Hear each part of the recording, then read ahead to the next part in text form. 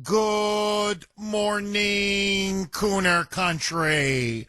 Okay, I got to tell you, my friends, I know here in New England, obviously, people are still licking their wounds from the crushing defeat delivered to the Patriots by the Seattle Seahawks. Seattle was just a better team. I don't want to say I called it on Friday, but I called it on Friday. But let that go.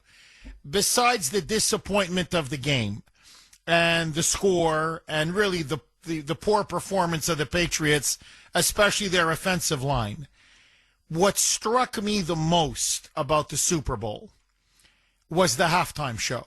Now, just full disclosure, I did not watch the halftime show. I boycotted the halftime show. We have DirecTV at our home, and both Grace, the kids, everybody insisted. They didn't want to listen to Bad Bunny. They didn't want to listen to an anti-Trump, anti-ICE, anti-American rapper. And they said, we don't want politics shoved down our throat. Never mind woke politics when we're just trying to enjoy the Super Bowl. And so we shifted to TBN, which is, I think, 372, the channel 372 on our, at least on our DirecTV system, and we watched the halftime show featured at Turning Point USA.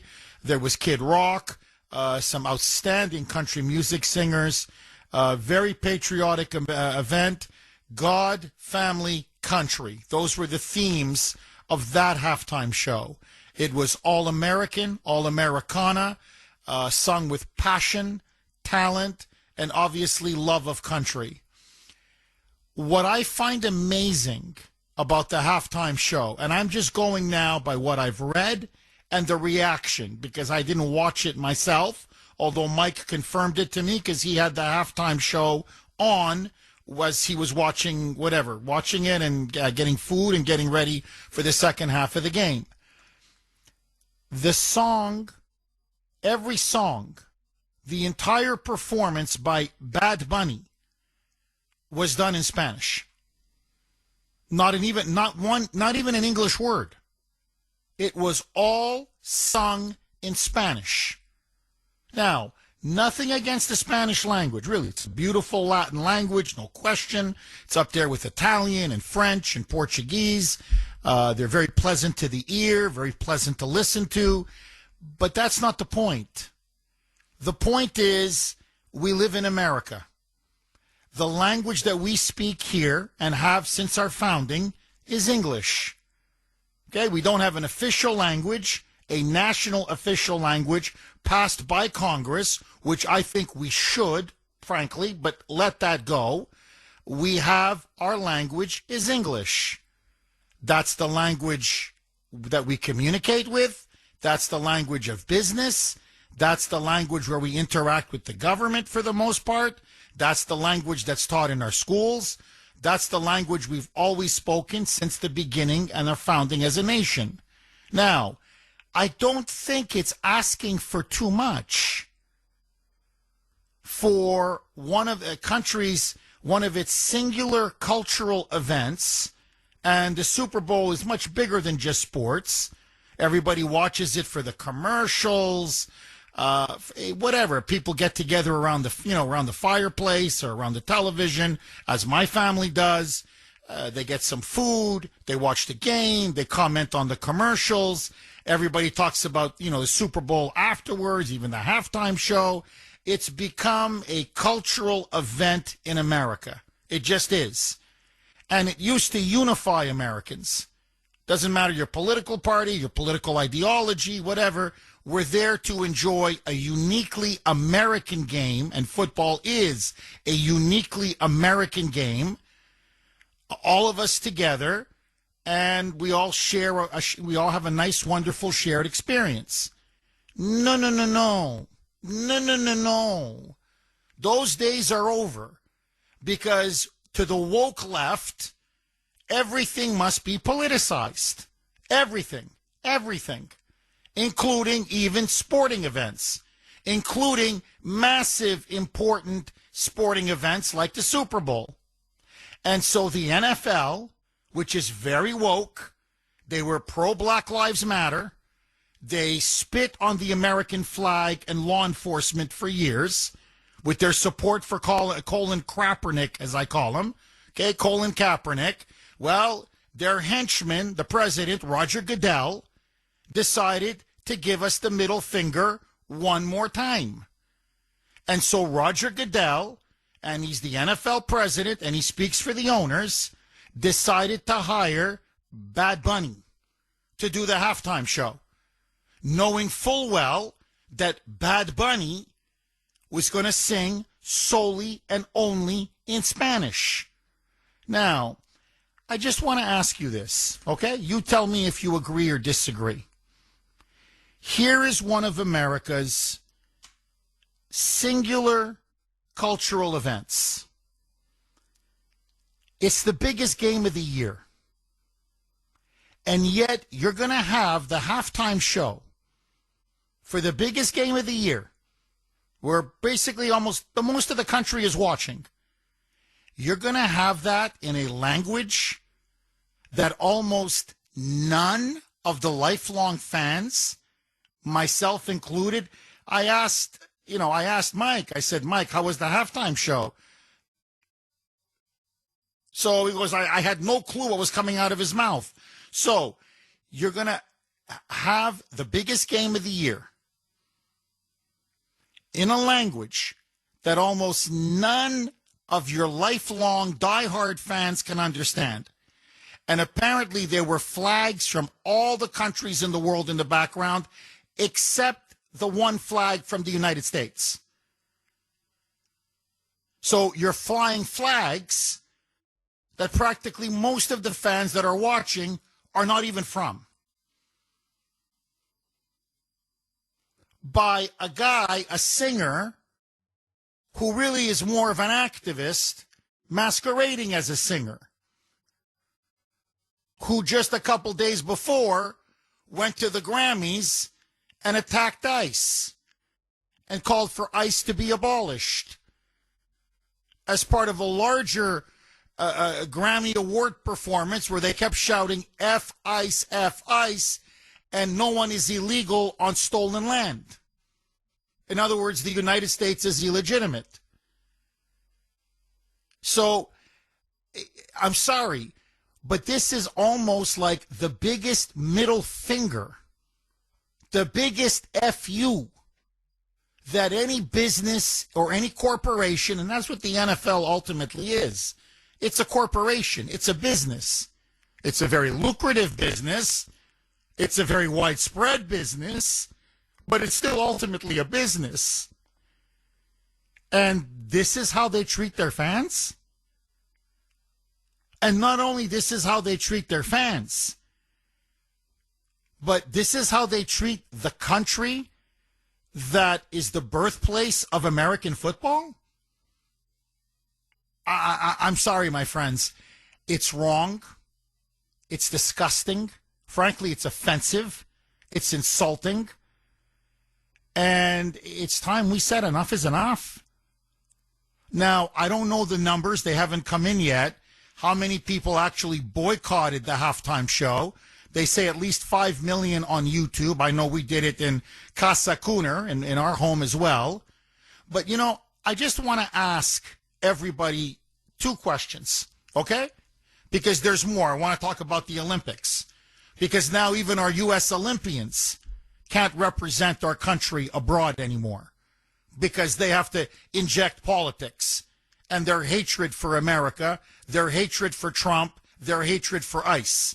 So this is now bleeding over now onto the U.S. Olympic team. And I'm going to get to that, I promise. But I just want to stick to the Super Bowl. Can you name me any other country in the world, literally any other country in the world, where when they have their singular cultural event, a sporting cultural event, I don't know, it's usually soccer for most of the world, but whatever, hockey up in Canada, okay, or take your pick, I don't care, hockey in the Scandinavian countries, whatever it may be, whatever sport it is, okay, ping pong in China, ping pong is huge in China. So when they have the World Championship in China, hosted by China, you think they're going to sing or do any kind of a show that's not in Chinese?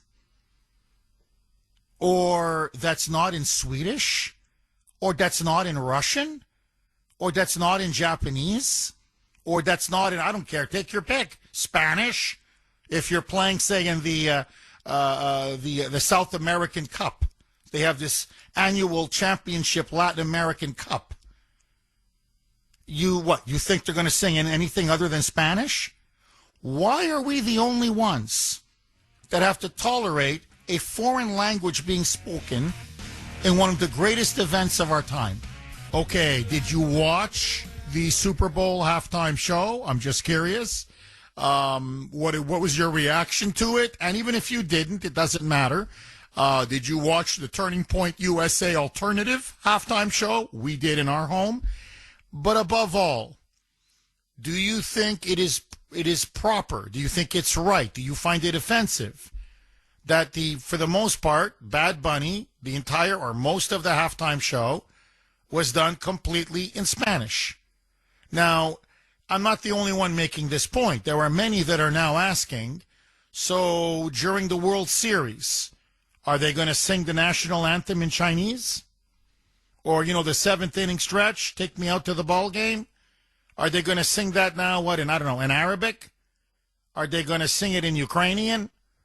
In solidarity with the Ukrainians against Putin and Mother Russia? In other words, so, is this going to happen in sport after sport after sport here in the United States? Where we're going to have to listen to singers and halftime shows not in our language? Now, they don't do this anywhere else in the world. Anywhere else in the world. But the left insists on doing it here. Why is that? Why is that?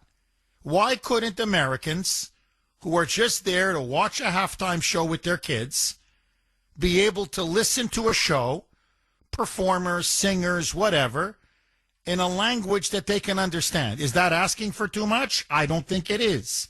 But that's me. Now, secondly, President Trump weighed in as well, and he was very angry.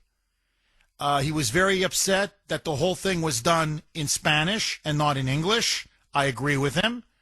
Furthermore, I didn't watch the halftime show, but many people said it was boring. That was their word, boring. Trump used that word as well, that it was a very boring show. It was not a very entertaining show. It was a bad show. And that there were performers, Latin dancers on the stage with Bad Bunny, very scantily dressed. And as Trump, according to Trump, completely and utterly inappropriate for children, especially young children, who are watching with their parents. And he said it sends a very bad message, not just to the United States, but to the world. Because as you know, the Super Bowl is watched. It's watched in Australia, obviously in Canada. Everybody watches it in Canada. It's watched in Brazil, in Great Britain, in Germany. So people around the world are watching the Super Bowl. And they are like, these are the kind of values the Americans, adhere to. These are the kind of values that they're trying to spread. We just want to watch a show, and we basically get a burlesque show. It's like semi-strippers. I mean, they didn't take it all off, but boy, they didn't leave much to the imagination, I'll tell you this. So, is this, why can't we have a family-appropriate show for a country that still believes in family values? It just, again, it's one, as one conservative commentator put it, it was a big, giant middle finger to NFL fans. It was another FU to NFL fans. And why would the NFL want to keep doing this? Because I believe, and this is my last point, and I want to go to the phone lines, they figured, well, we were kneeling for the flag. We disrespected the flag. We attacked law enforcement. We supported an openly racist, anti-white movement, which is Black Lives Matter. We spit on the memory of those who died for that flag, in memory and honor of that flag. So if we can do that, pretty much we can do anything. Because Americans are addicted to football. That's their thinking. And so, we can just slap them on one cheek, and then we'll slap them on the other cheek, and then we'll slap them again, and slap them again, and slap them again. Roger Goodell has got to go. Has got to go. The man's an idiot.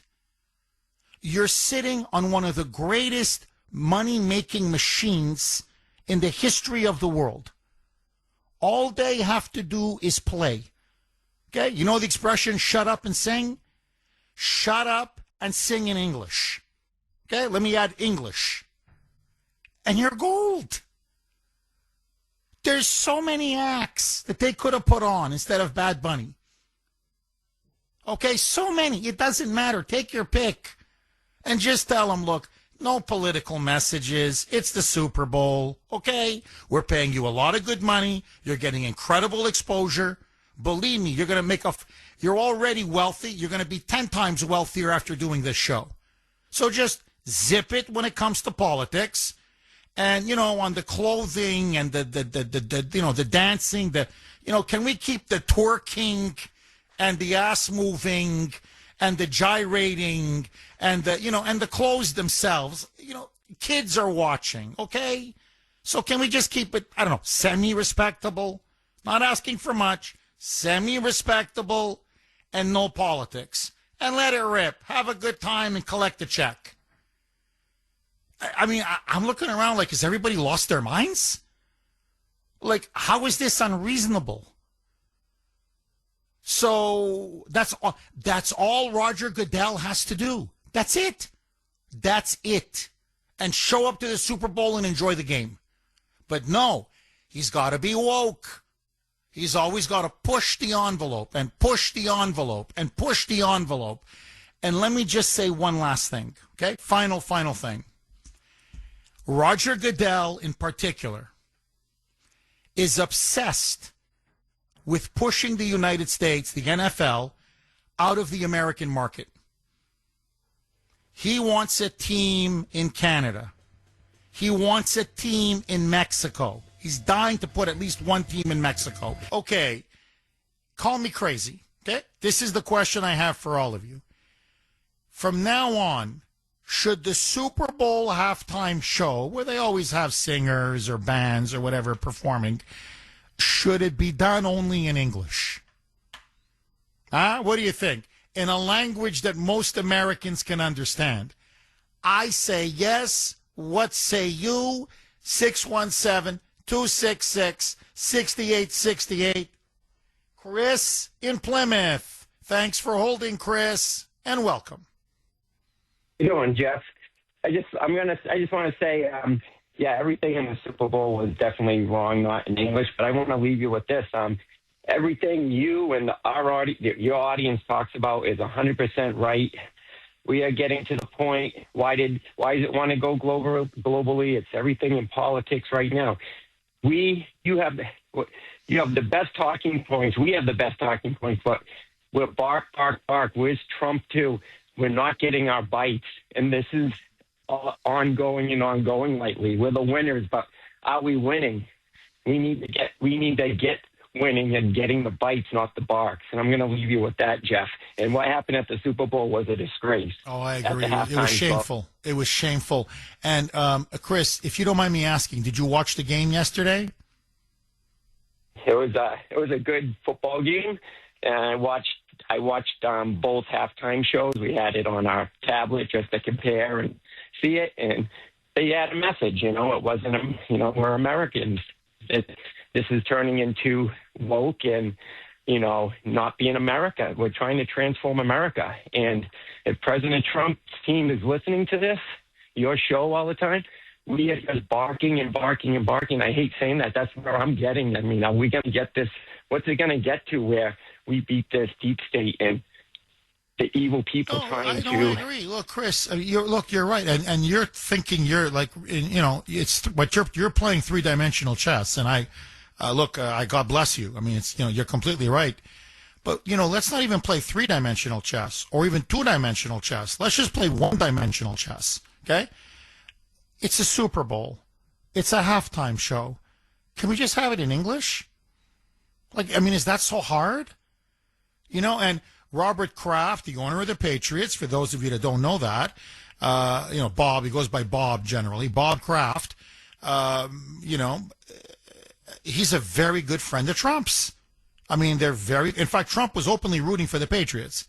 He said, look, nothing against Seattle Seahawks, they're a great team, and they have a great defense. I mean, really, their defense, that was an incredible performance last night.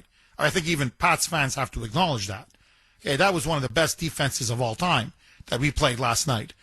But, he wanted the Patriots to win. Trump is a Pats guy because of his ties to Brady and, of course, his deep ties to Bob Kraft. Now, Bob Kraft is not just an owner. He's one of the most prominent, influential owners of the NFL.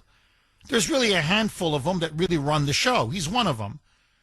Now, Roger Goodell, the president of the NFL, works for the owners. By the way, he makes over $60 million a year.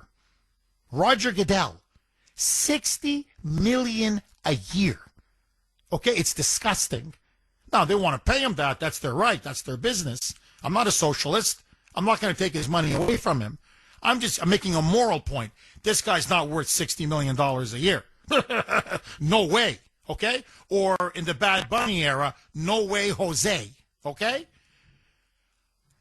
You mean to tell me that Robert Kraft and Jerry Jones, who's a very prominent owner of the Dallas Cowboys, also very close to Trump, conservative, that Jerry Jones and Bob Kraft can't pick up the phone because ultimately Roger Goodell works for them. They cut his check. They pay his salary and say, what are you doing getting Bad Bunny?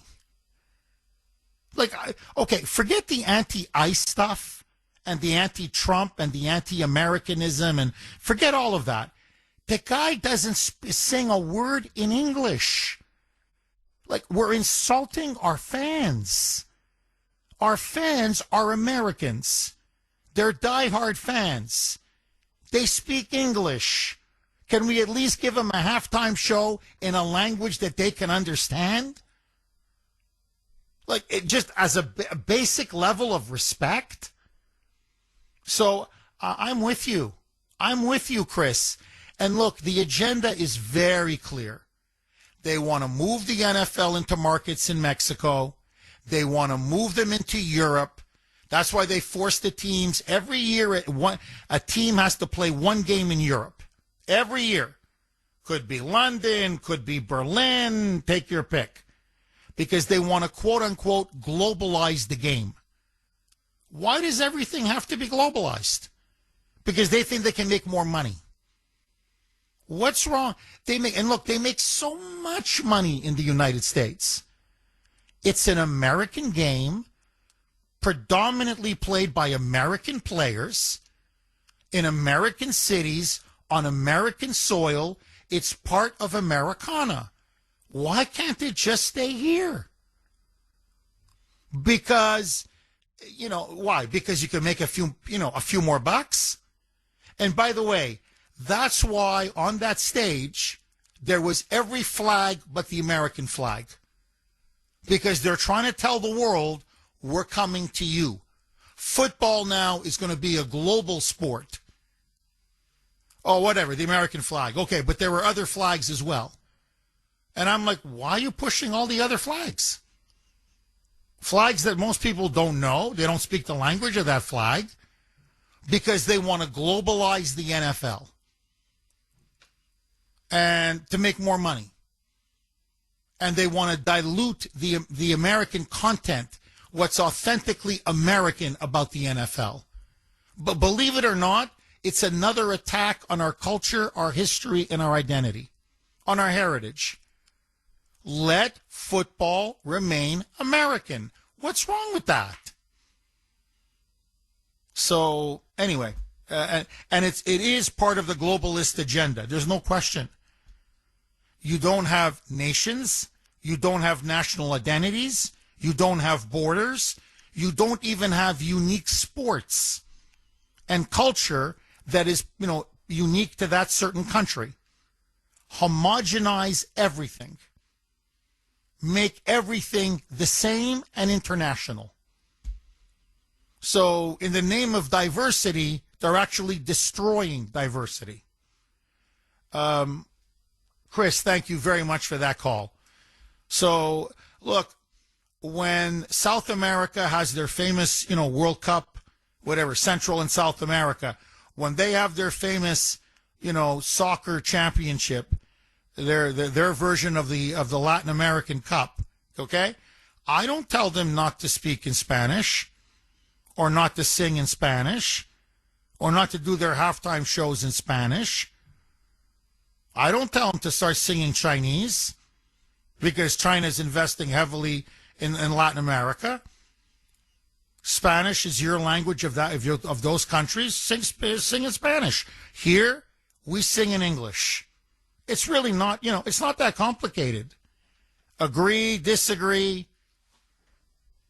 Dave, our Western PA constitutionalist correspondent out in the Pittsburgh area. Thanks for holding, Dave, and welcome. Hey, Jeff, first of all, I want to report the weather here. -7 degrees. Climate change and global warming is really working good, buddy. That is cold, Jeff, man. So, It was 7, not -7. It was 7 in my area yesterday, and I was freezing. I had to put some gas in the car. Holy shamoly. I thought it was going to turn into an icicle. So, 7 is cold. I can just imagine what -7 is. But anyway, please, Dave, keep going, my friend. Yeah, Jeff, what did the guy call himself? I mean, I didn't watch the halftime show. I put my lunch together for work. But anyways, Jeff, what was it? Bugs Bunny and Elmer Fudd. Hey, Jeff, we could get Governor Tampon Tim. He could be Elmer Fudd and get AOC. All three of them can be the Three Stooges, and they can all speak Spanish together, Jeff. Well, Ilhan Omar would want to sing in Somali, but let that go. Let that go, Dave. I'm going to tell you, Jeff. I think what's a real American sport is baseball. Now, Jeff, come spring training, the buses is leaving from Fenway. The Pirates play our beloved Buccos, the Pittsburgh Pirates. They play in Bradenton, Florida. I don't know how far it is from where the Red Sox are in Florida. But that's the real American game. So every baseball game in the MLB this year, we're doing the American 250 thing. I want to see the American 250 where the Nike swoosh logo is on their uniform. And I never liked Nike. Do me a favor. Hang on. I want you to finish your thought, Dave. Okay, did you watch the halftime show yesterday? And are you offended that Bad Bunny, who was the lead performer, sang only in Spanish? So if no pable español, if you don't speak Spanish, you literally didn't understand a word that he said. 617-266-6868. Dave, our Western PA constitutionalist correspondent out in Pittsburgh. Dave, you were making the point about baseball is now, in your view, still the national sport, America's national pastime. This year is our 250th anniversary as a country, and then we had to cut you off. So please pick up where you left off. Morning again, and global warming -7, buddy. But, Jeff, let me tell you something. Baseball, no matter how good your team is, like the Red Sox or the Pirates or whatever have you, it's still the American game, Jeff, because it's patriotic. I mean, Jeff, look at from the Red Sox. Ted Williams played. He was a Marine pilot in World War II in Korea. Dominic DiMaggio, former Red Sox second baseman, I believe, and his older brother. Of course, we got to give the Yankees a little credit, even though I don't like them. Joe DiMaggio. They were all American heroes, Jeff. They served in World War II. But it's not like that no more. I think this generation needs a fifth kick in the rear end, Jeff, because, patriotism will always overcome. I don't care if I like Kaepernick or don't like the cops or support the BLM, Jeff. In the end, America will always come through. And it's nice to hear the Spanish language, and it's beautiful, and all that, the Latino language, French even, Jeff. But here's the thing, Jeff. We live in America. We speak English. Get with the program. And as far as this tolerance and diversity, the very ones that preach it, Jeff, never practice it, Jeff. So they're ultra hypocrites. So the Democrat Party might as well change your name to the Hippocrat Party or the Hippocrats. Well, you're dead on. Look, yeah, they're completely phony, and you're right. They are a bunch of hypocrites because they want everybody and everything to ultimately be the same, and that's why they push for a new world order, a one world order, and they want to globalize everything, including, as you know, they're trying to globalize baseball, and they're desperate now to globalize football. And I got to be honest with you. It's a game by America for America. And I don't, to me, there are certain games that they're endemic to one's culture for whatever reason. And American football is endemic to American culture. And we should keep it that way. Why should we export football? Why? And dilute it and dilute our identity along with it. I'm sorry. And you're right. It's nothing against people who speak Spanish. Spanish is look, my wife speaks Italian. It's a beautiful Latin language. Okay, I grew up, I knew a lot of French growing up. It's a beautiful Latin language. I had Portuguese friends. Latin language is beautiful. It's nothing against the language. It's just that English is our language. And if you're going to do a massive sporting event, never mind the Super Bowl, which, as I said, is a singular cultural event, I don't think it's asking for too much that the performances be done in a language that most people understand. Now, if you want to throw in Spanish phrases or, a song, say, in half English or half Spanish or half English and half Italian or whatever it is because of the singer and some of the singer's hits, and maybe they are spoken partially in another language, okay. I mean, it's okay. I mean, I'm not saying every word has to be English, but it's ridiculous to have a concert or show in which we're watching and we literally don't understand what the person is saying from beginning to end. I'm sorry, it's offensive. And I would say the exact same thing if there was say the championship soccer game in Mexico, and they have a halftime show, and the person that comes in only speaks in English, or sings in English, or sings in French, or sings in, Swedish. It's to a Mexican crowd. They'd be, hey, look, we speak Spanish. Sing to us in Spanish. I'm sorry. But what's sauce for the goose is sauce for the gander. But look, in the end, I'm not blaming anyone but the NFL. I'm not even blaming Bad Bunny. I'm going to be honest with you. Why? Because Bad Bunny's from Puerto Rico, and Bad Bunny basically barely knows no English. Bad Bunny sings in Spanish. That's his shtick. And he was invited by Roger Goodell, the head of the NFL, the president of the NFL, to perform at the halftime show, knowing full well that Bad Bunny only speaks in Spanish. Only sings in Spanish. So in the end, it's Roger Goodell and the NFL. Don't blame anybody else but them. Anyway, I hope they got destroyed in the halftime ratings. But even then, Roger Goodell doesn't care. You can tell it's money now that's driving this. It's ideology that's driving this. They have to globalize the NFL, period. Thank you so much for that call, Dave. Agree, disagree.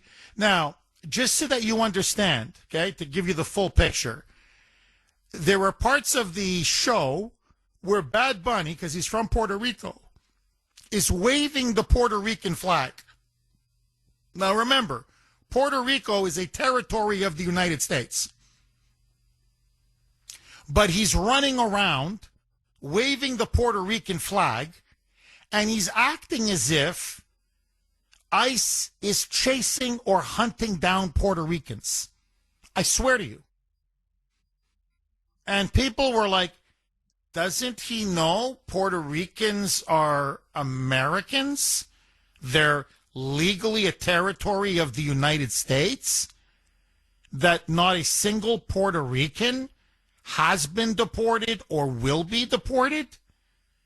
Like, does he even know that? Is he that stupid or ignorant? But he's literally almost acting like Puerto Ricans now are at the mercy of ICE.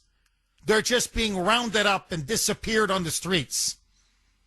So what he was trying to do, and by the way, it was a completely, he delivered a big anti-ICE message at the end when he had a football that he gave to a 5-year-old boy who's supposed to represent, the 5-year-old boy that was detained when they did an ICE operation up in Minnesota. So that's the 5-year-old boy, okay? And we're all Americans. That's what it said in Spanish on the football. We're all Americans. In other words, illegals are Americans. Legals are Americans. American citizens are Americans. Everybody on American soil is an American. So basically, don't deport anybody because we're all together. We're all united together. Even though we can't even speak a common language now. Because I don't understand a word that Big Bunny is saying. But let that go. What he's trying to do, so it was a clear anti-ICE message. So the NFL now is pushing an anti-ICE message. Now, I don't know what they think they're going to get out of this, but that's Roger Goodell. That's the kind of idiot that's running the NFL. Are they trying to foment hostility among the races? Because that's what these idiots are doing when this guy waving the Puerto Rican flag and running around and acting like, ICE is about to catch me. ICE is about to arrest me simply for being Puerto Rican. That's a lie. And he's trying to make it seem like it's la raza, the race. That Latinos as a race are now being subjugated and oppressed and hunted down and persecuted by the evil gringo ICE Gestapo. That's the undertone of everything that Bad Bunny is pushing and the message. By the way, they're going after Ukrainians. They're going after Eastern Europeans. They're going after people from Africa. They're going after people from Asia, Cambodia, Laos, China. I could go on and on. So this idea that they're singling out illegal aliens, who happen to come from Latin America is a complete bald-faced lie. But whether you agree or disagree, what does this have to do with the Super Bowl? And this is my larger point. Why does everything now have to become politicized? Like, seriously.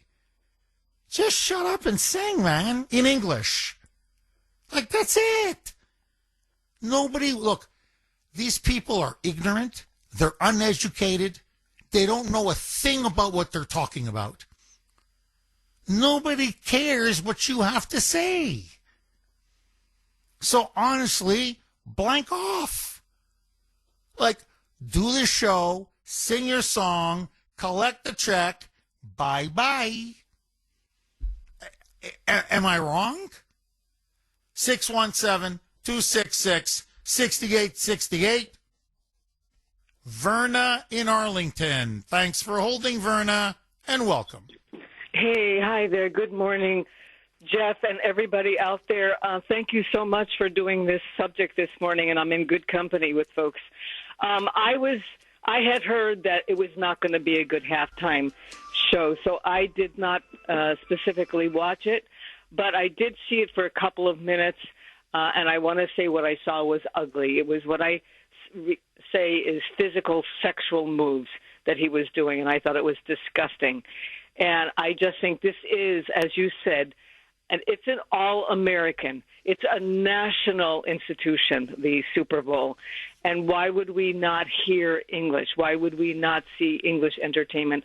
So I also watch the TBN All-American Turning Point halftime as well. And I'm not really a sports person, so I didn't really watch the game, I have to say. But, Jeff, why? Why would we be exposed to this? A friend of mine texted me, and she said they were very scantily dressed. It was very anti-family. She wouldn't have her kids watch it. And there's my son defending it. I don't know what to say, but it was even just the moves that I saw just for the couple of minutes, the sexual innuendo,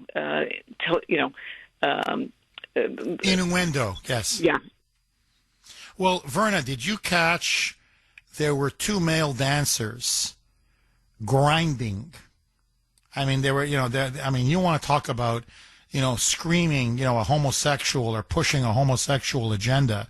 But I mean, a sexualized homosexual agenda where it was two guys. And they were making it very clear. It had very strong sexual overtones.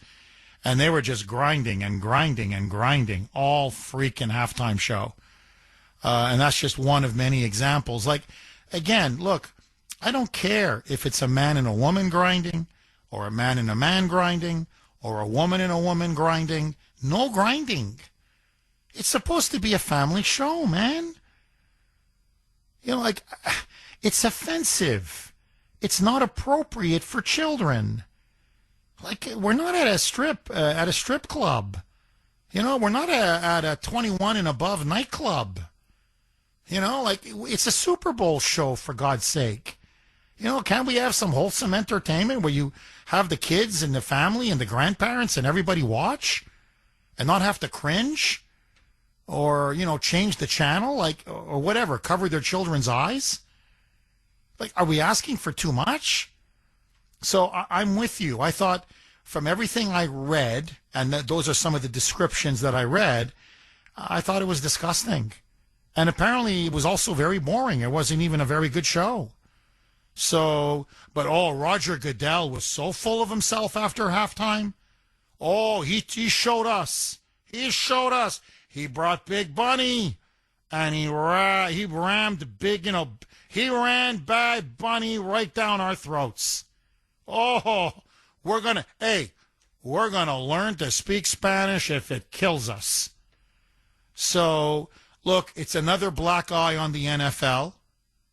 And the only thing keeping them afloat is that Americans remain addicted to football.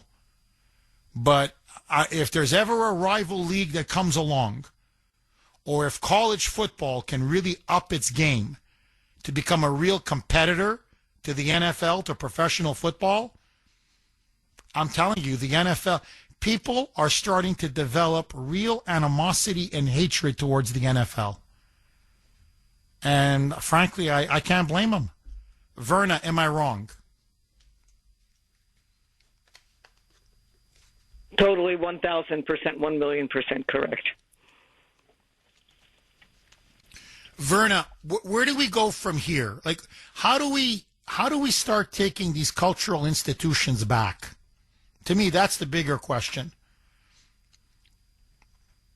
Boycott them until they get the message.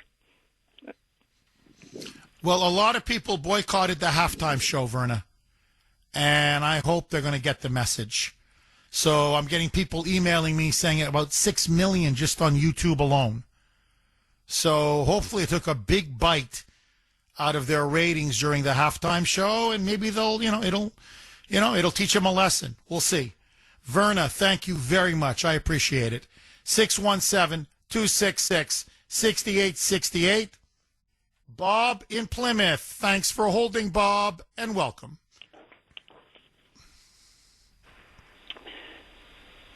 You there? Go ahead, Bob. You're on the air. Yeah, I've been calling the NFL commissioner not Goodell at all for years because I've seen him do some awful stupid stuff. Now, he wants to add another game to the season. The Players Union they don't want that because after 17 games, these guys are pretty well beat up no matter who you are.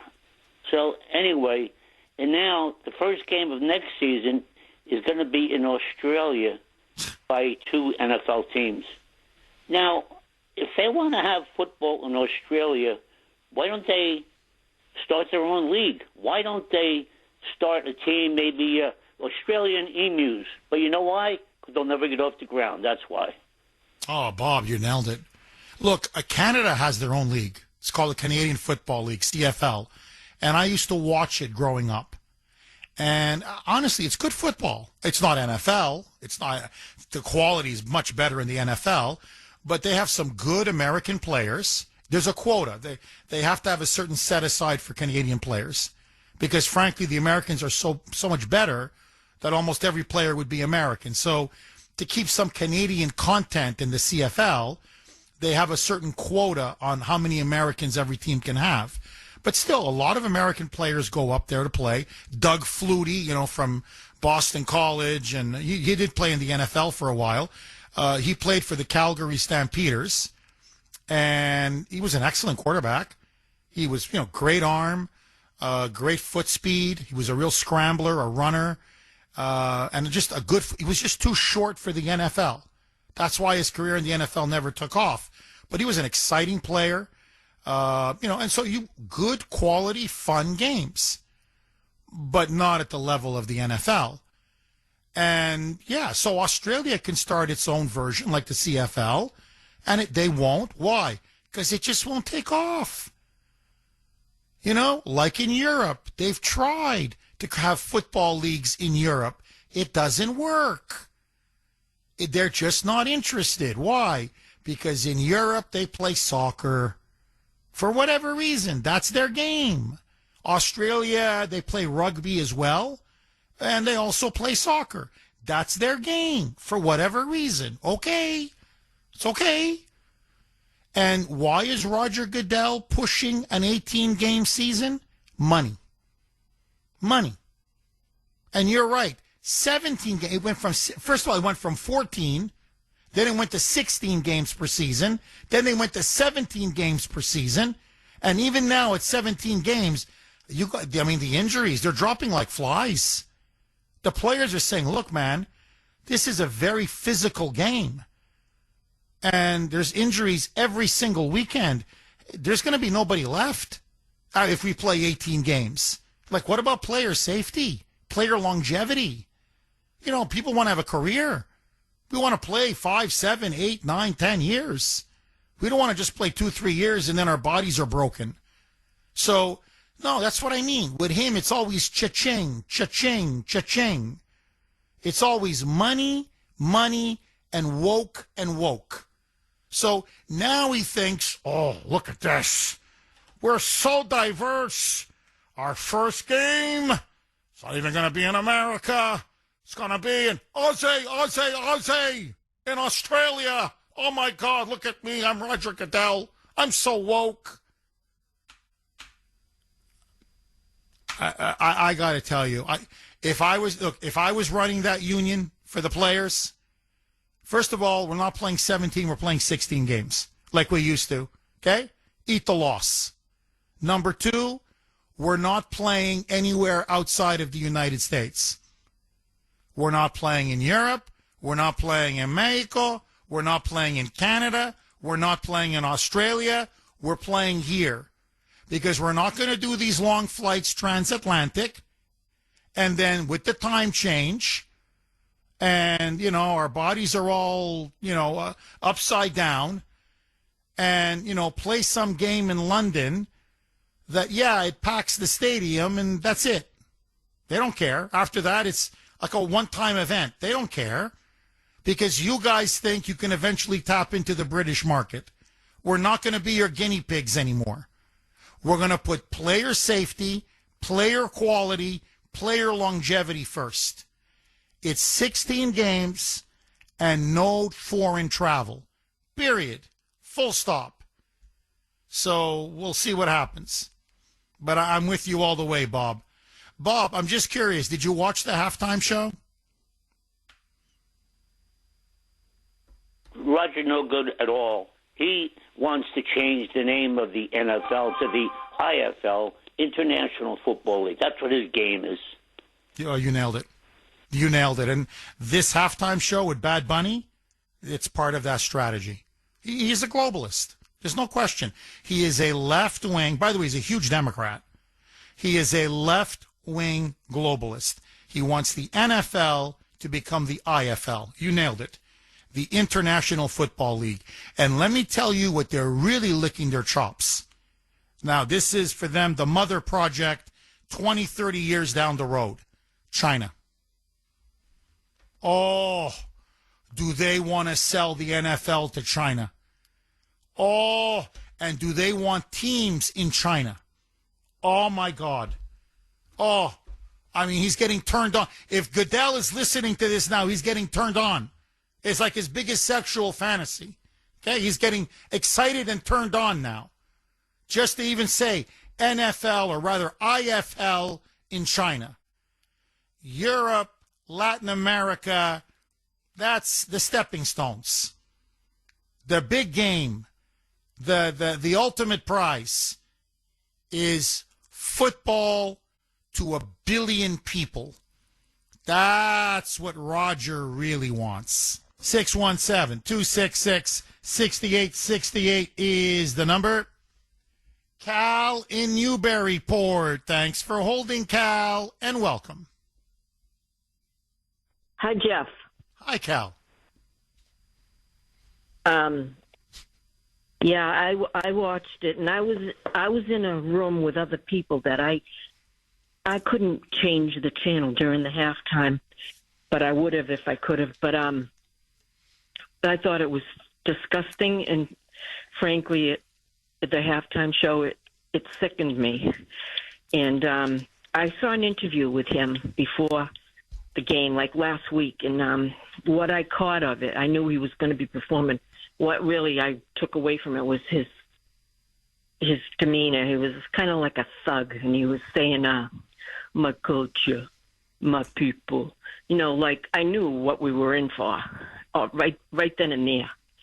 And I mean, he wouldn't be where he is without his place in America. And I do hold him somewhat responsible, Jeff, because he's a sick man, in my opinion, because he didn't have to take the job, you know. He speaks volumes about he's spiritually bankrupt, and so is Goodell. I don't know. I have a hard time believing that it's all about money. I think it goes beyond that, because how could you not? You can be rich and love America. You know what I mean? And the other thing I really wanted to mention was the national anthem. They had a jazz musician play the national anthem and sing it. It's not a jazz song. It's a regal, stately, beautiful song. You know, it brings me to tears when I hear even the music of the national anthem in the traditional version. You know, in a high school basketball team, it brings me to tears in the high school basketball court. And they so much just want to destroy America. It was so blatant to me. It was so disturbing. And yeah, the national anthem was sung so that you couldn't really focus on the words.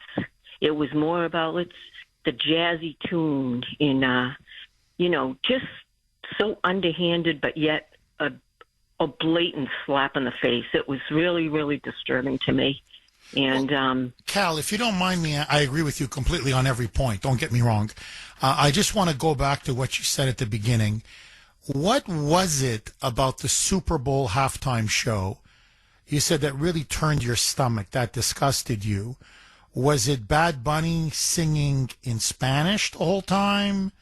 Was it him running around the stage with his Puerto Rican flag, acting like he was being hunted down by ICE, when obviously Puerto Rico is a territory of the United States? They're part of the United States. So where are they going to be deported to? What, back to the United States? Was it the sexual overtones of the dancers, all of the other flags that were on stage? What was it that really turned your stomach? I'm just curious. It's pretty much all the above. I'll be honest with you. I didn't know. I don't know if I really made the association of with the ice things, the ice points he was making. But what I did get was the flag, the distasteful, no respect in it. And that's why I say he's a sick man. He's a sick guy. They got a sick guy to do a sick thing, and spiritually sick. And well, he's gender fluid. This is how he describes himself. He's gender fluid. Sometimes he's into men. Sometimes he's into women. I'm just going by what he says. Sometimes he's into both at the same time. He paints his nails. He likes to color his, like the way women like to polish and color their nails. He likes to color his nails. And he hates the United States. He really hates, not only does he hate Trump, that goes without saying, and reviles ICE, but he hates the United States. And what I don't get is, and it's not just him, it's all of these anti-ICE leftists at the Grammys. Many of them, by the way, from foreign countries. And they come to the United States and they make untold amounts of money. Okay, you can text the Kuhner man, 70470, 70470. This is from 603. And man, I think, does he hit the nail on the head, or the texter hits the nail on the head. Jeff, the anti-American left and the globalists have long wanted to mount football's head on the wall because it's a purely American sport and it's very masculine at its core. A good number of years ago, when the NFL went woke and very anti-American by supporting Black Lives Matter and Colin Kaepernick taking a knee, I realized the left were going to get a win either way. Either they were finally going to destroy football by erasing its fan base, or they would get fans to compromise their principles and put their love of the sport over their love of their country. I was unwilling to do that. I walked away from watching the NFL in Trump's first term, and I never looked back. Just like quitting smoking or drinking, I simply quit the habit, and as much as I enjoyed watching football, it no longer rules my Sundays, and I really don't miss it. And I sure don't miss being spit on by the people who run it. I love America, and I love watching football, but I have absolutely no love anymore for the NFL and its anti-American agenda. And I've just got to ask you this, Jeff. If Big Bunny, actually I think it's Bad Bunny, but anyway, if Bad Bunny doesn't speak English, then why is his stupid stage name in English? Last I knew, neither Bad or Bunny were Spanish words. Just saying.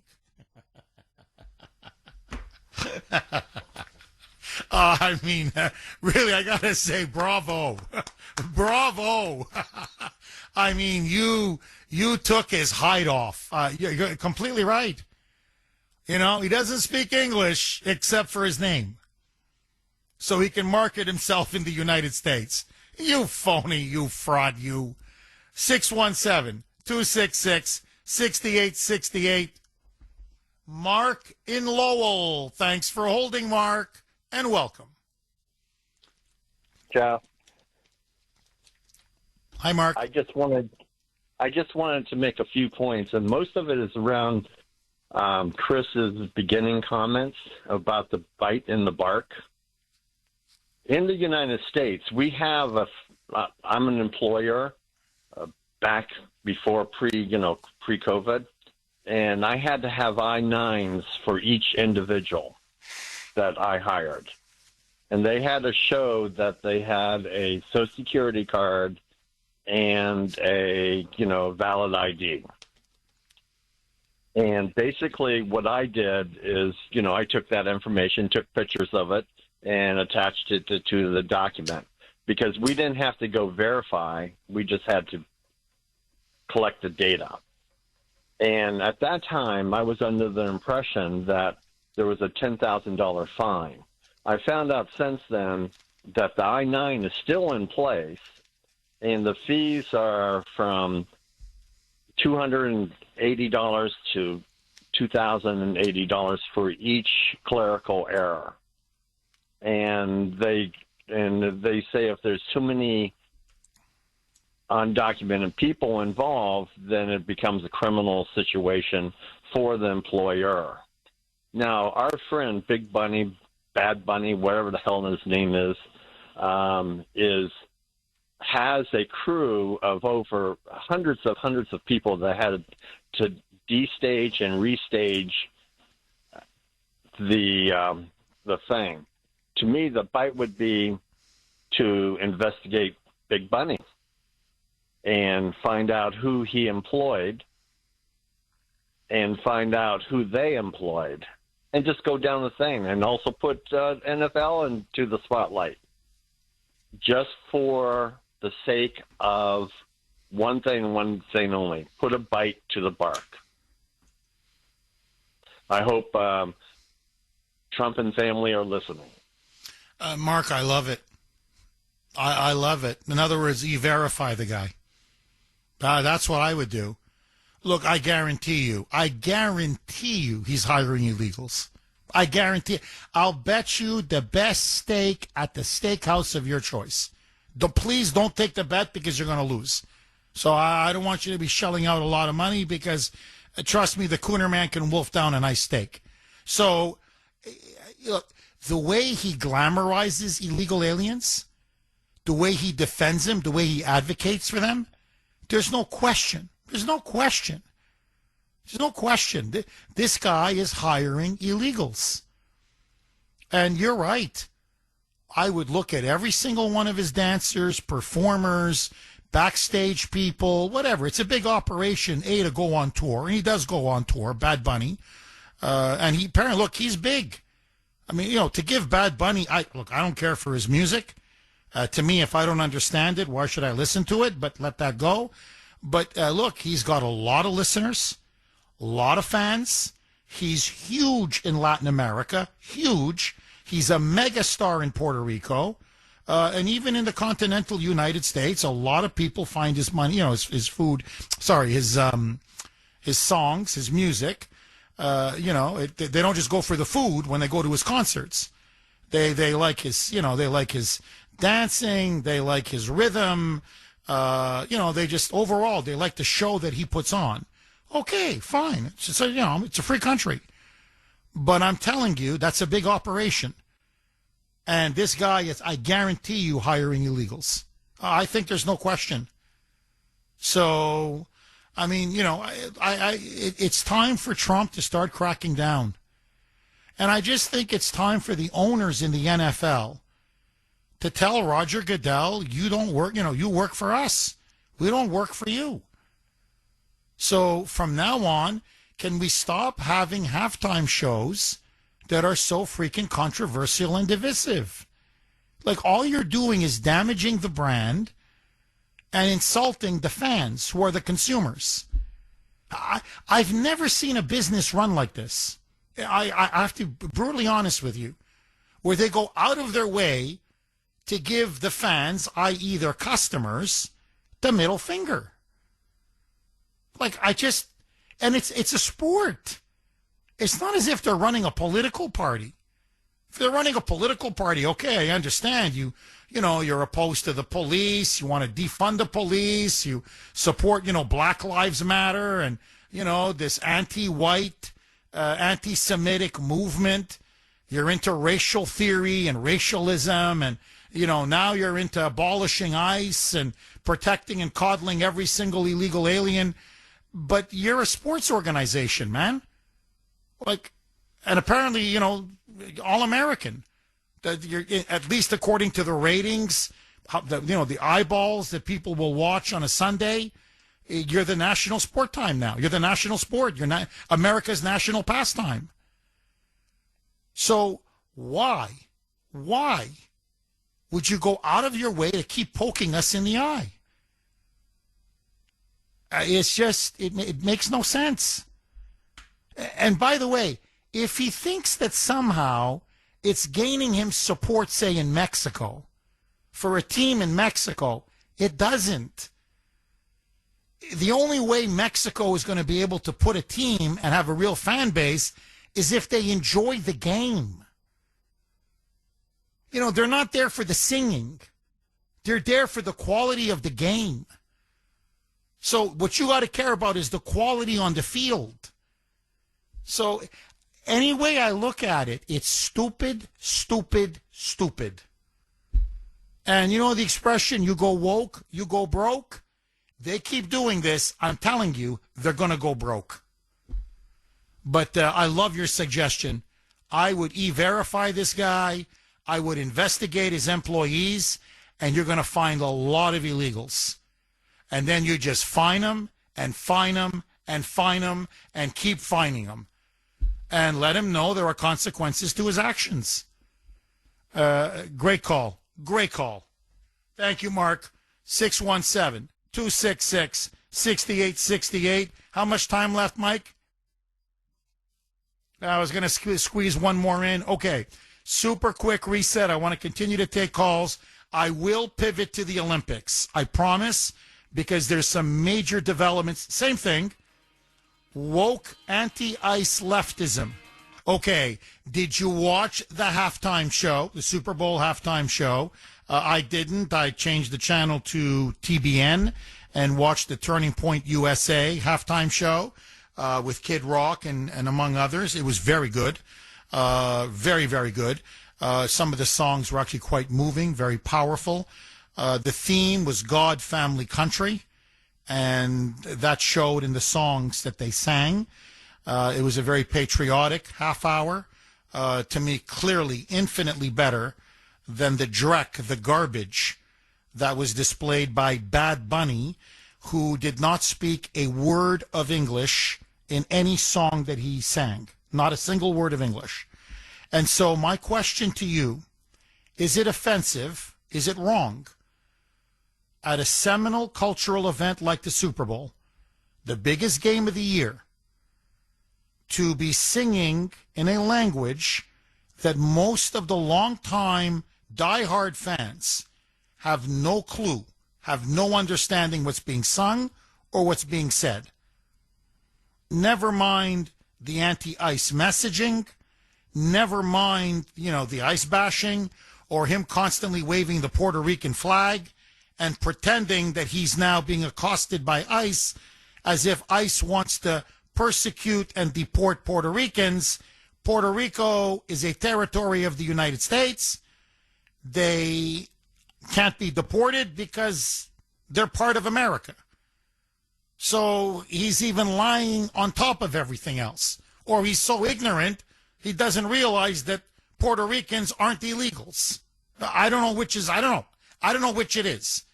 But what, did you watch the halftime show? Were you offended that it was Spanish only? That it had very strong sexual overtones, including men grinding, and very scantily clad, some of the female dancers, and the anti-ice, abolish ice messaging? I'm just curious. 617-266-6868. And are you done with the NFL? Have they finally crossed the line? 617-266-6868. Mel in New York. Thanks for holding, Mel. And as always, welcome. Yes, good morning, Jeff. Yes, good morning. As far as the Super Bowl went, I didn't watch 1 second, though, because I knew what the halftime show was going to be. And Friday, I talked to Mike. I said, you know what, I think Jeff capitulated because he should have told his audience, not even watch it. Why even give him that much credit? I mean, if they see their viewership drop as far as a boycott, no one's watching it, then they got to realize it's not the game, it's the halftime show. You go back to, who is it, Janet Jackson, and that kerfuffle. And now you got this guy. I mean, not even a guy. I don't know what you want to call it, a man, he, she, or whatever. I don't know. But, you know, it's totally ridiculous. If you got kids watching this nonsense, this sexual perversion, I mean, they're trying to normalize it, and it's not right. But then it goes. Now, we were talking about Roger Goodell wanting to turn into the IFL. Those black players that go over there to China, China is one of the most racist countries and people in the world. They are not going to be well received. You'll get those thousands that they just want to go to the game just because it's a game. But they don't care about those black players. Chinese don't care about black people whatsoever. Let me tell you, that's a fact. They are racist. So, I mean, I don't know what Mel, this guy I promise I'm going to let you finish. I just want to stop you because what you're saying is so true. And most Americans have no clue, especially these woke idiots that keep protesting the United States or ICE or Trump or China. It's not even close, is one of the most racist countries on the face of the earth. They revile blacks. They hate blacks. They don't hire them. They don't want to serve them. They don't want them in their country. They can't stand them. When African Americans or black Americans, say on a business trip or whatever, or even in a cultural event, when they have to go to China, they're fine inside, say, the Village, right, the sporting event complex. Yeah, then they're fine. Then the Chinese will smile and be polite. But once you say you just want to go out into, say, Shanghai or Beijing or, just on your own, just take a look. They get spit on, the worst looks imaginable. They'll be avoided like they're I don't know, they're lepers.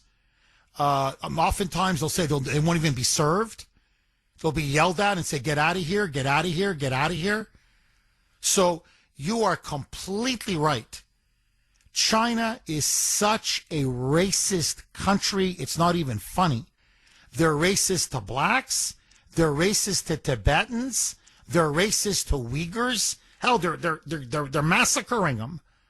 I mean, you wouldn't believe the list of, by the way, they're racist against the Japanese. They're racist against Koreans. They're racist against the Vietnamese. They're racist against Filipinos. And notice, they never, ever condemn or criticize China. Ever. Whether it's the American left, the Canadian left, the European left, they'll boo our team at the Olympics, but they never boo China. No. They love China. Academics, these students, these radical student activists, they will hate on America day and night. They never say a single negative thing about China. The biggest polluter in the world, China. The most totalitarian, anti-democratic, repressive country in the world. It's not even close. China. The most racist country in the world. China. The most threatening, menacing country in the world.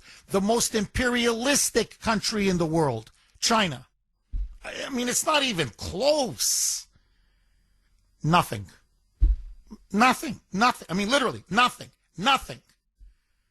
But the United States, hate, and more hate. Mel, you're on a roll. Please, keep going, my friend. We lost Mel. Mel, please call back. But your point was spot on, my friend. 617-266-6868. Mike, please tell me you didn't drop him. That was just Mel for whatever reason. That was Mel on his own, right? Maybe a bad connection. Okay. David in Brookline. Thanks for holding, David, and welcome. Morning, Jeff, from the People's Republic, where you're told to ignore the Arctic conditions and the 8 feet of ice on the side of the road freezing yourself when you go outside because global warming is a threat, the biggest threat. Jeff. I mean, look at that warming out there, huh, David? I know. Can it get any warmer out there? I'd actually put on my bathing suit and take a walk around, enjoy the sunshine. Jeff, as usual, I want to make superficial points. I can't make anything deep. But I'll ask you a rhetorical question. Do you know Benito Antonio Martinez Ocasio? Well, apparently that's Bad Bunny. Okay. I was just, on a side note, wondering if he could be second cousins to Sandy Cortez Ocasio. That was my first question. But more to the point, I believe it was the 2021 Super Bowl. They had J-Lo and Shakira, two beautiful women. And like many men, I love looking at beautiful women. And, you know, and if they're going to be scantily dressed, I love that too.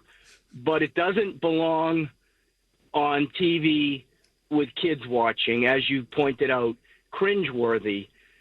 So guess who was on the stage with them, gyrating and contorting and whatever else?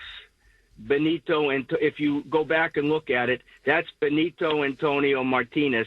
So this is not the first go-around for Roger Goodell. I mean, with this particular performer. My second point you kind of made earlier, Goodell only does what the owners want. And, Jeff, I'm sorry. They, as you pointed out, an earlier caller said she thinks it's more than money. It's not. The only thing they care about, the owners, is money. They're all hypocrites. And I'll give you a final example. For example, the owner of the Patriots, when he makes the comments, and I'm paraphrasing, it's all about the fans, it's all about the people. Well, once in a while I'll still go to a game, which even though when they started kneeling, I swore to myself I'd never go back. But buy a bottle of water for $5. What does that cost them? 50 cents? Try to get a beer, $9. Don't tell me it's all about the fans. It's all about the money. They don't care, Jeff. Roger Goodell doesn't make any decisions. He's a front man. He's a pimp. And the money he gets, it's insane. You're right. But they don't care. So that's basically all I wanted to say.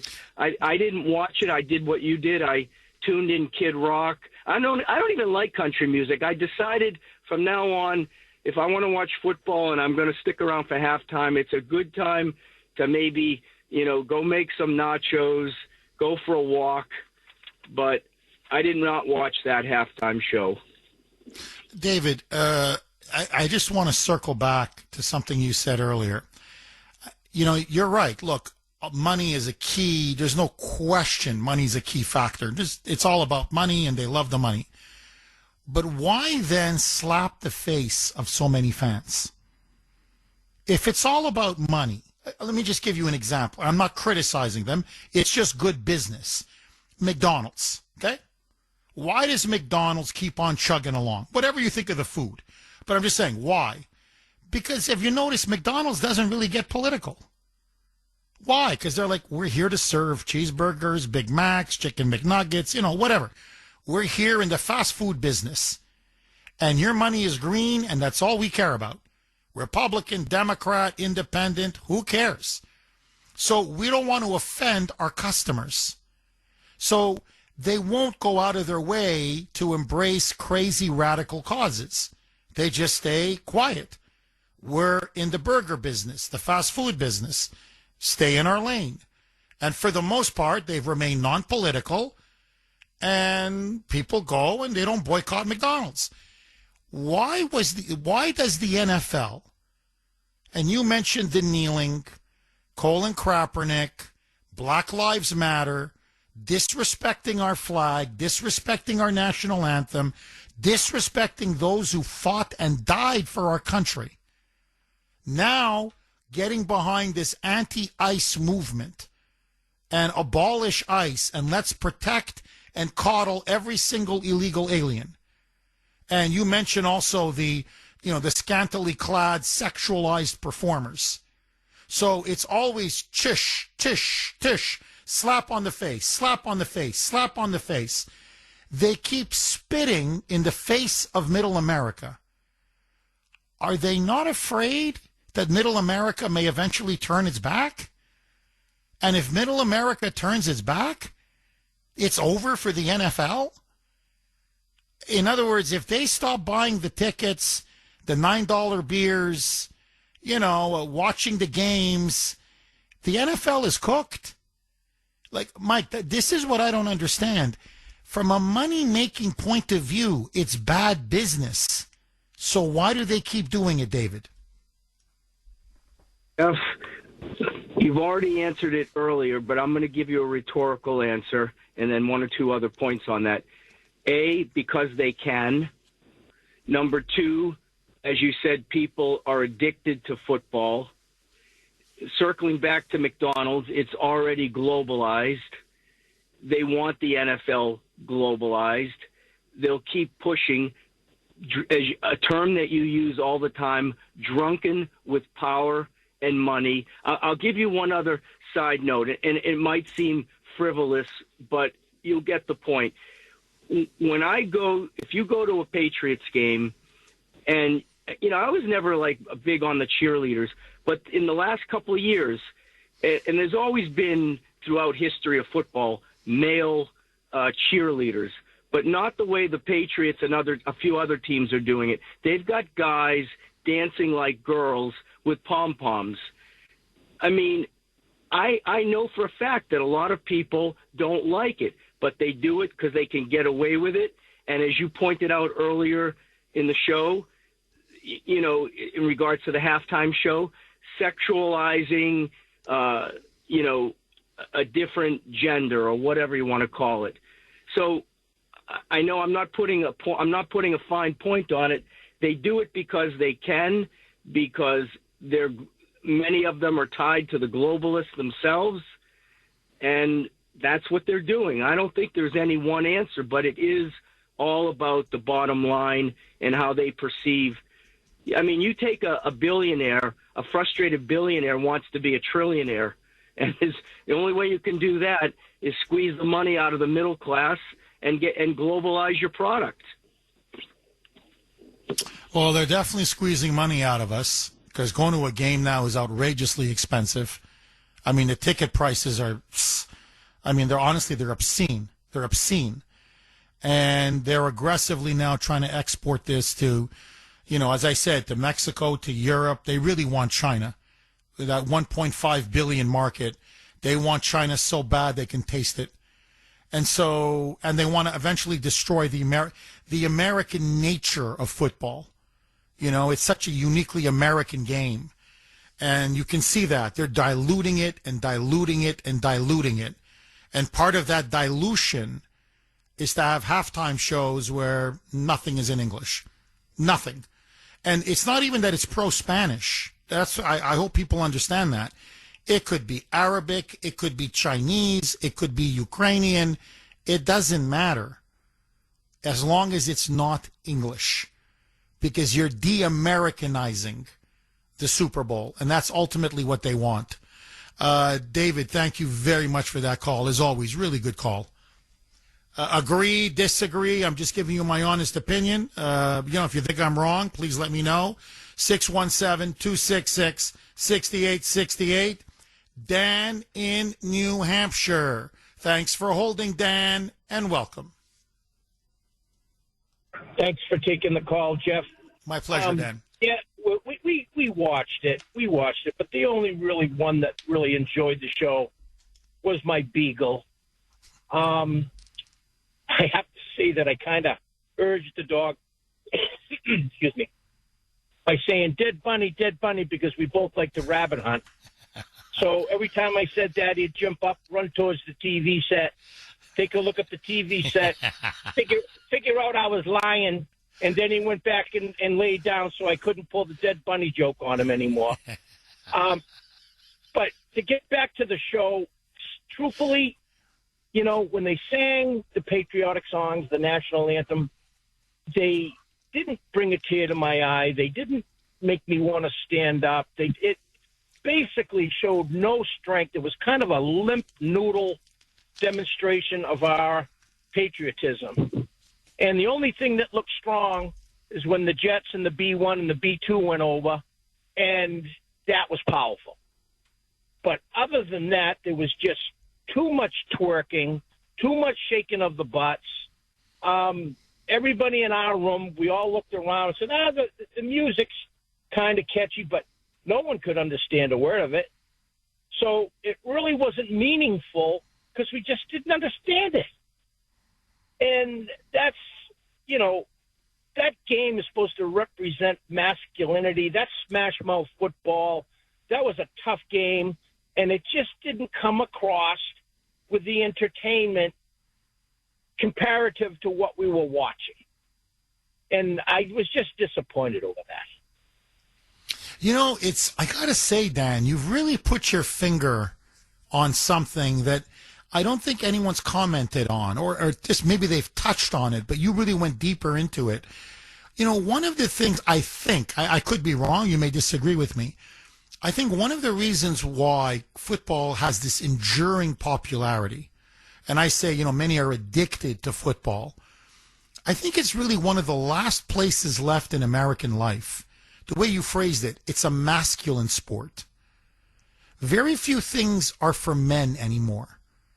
And I'm not saying women can't watch it or women can't enjoy it, because obviously, hey, my wife watched it. She likes football. She's a big fan of Drake May. And she's been watching many games this season. She and Ashton actually watch it more than I do. Ashton's a big fan. Grace has now really gotten into it. So, yeah, there are many women who watch it and enjoy it. But it's really a man's game, right? And you're right. It's power. It's speed.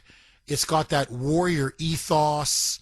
It's, rugged individualism, teamwork, camaraderie.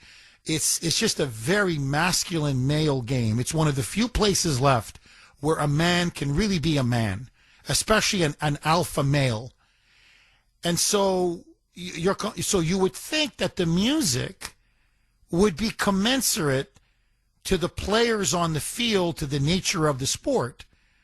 But in fact, they keep trying to feminize the sport and feminize the music of the sport.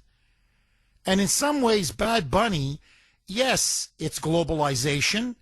Yes, there's no English, so it's de-Americanization. There's no question. But also, he's very gender fluid. I mean, I'm not kidding, really. That's part of his shtick. One day he's a man, next day he's a woman. He has a boyfriend, then he has a girlfriend, then he has both. I'm not kidding. Some days he says he's not sure. He's like neither, or he's both. He likes to do his nails, get his nails all colored up. So, and increasingly they have female performers. Not that I have anything against female performers, obviously, but it's not, you watch the halftime show, Turning Point USA, and whether it's Kid Rock, whether it's those country music singers, those were masculine songs.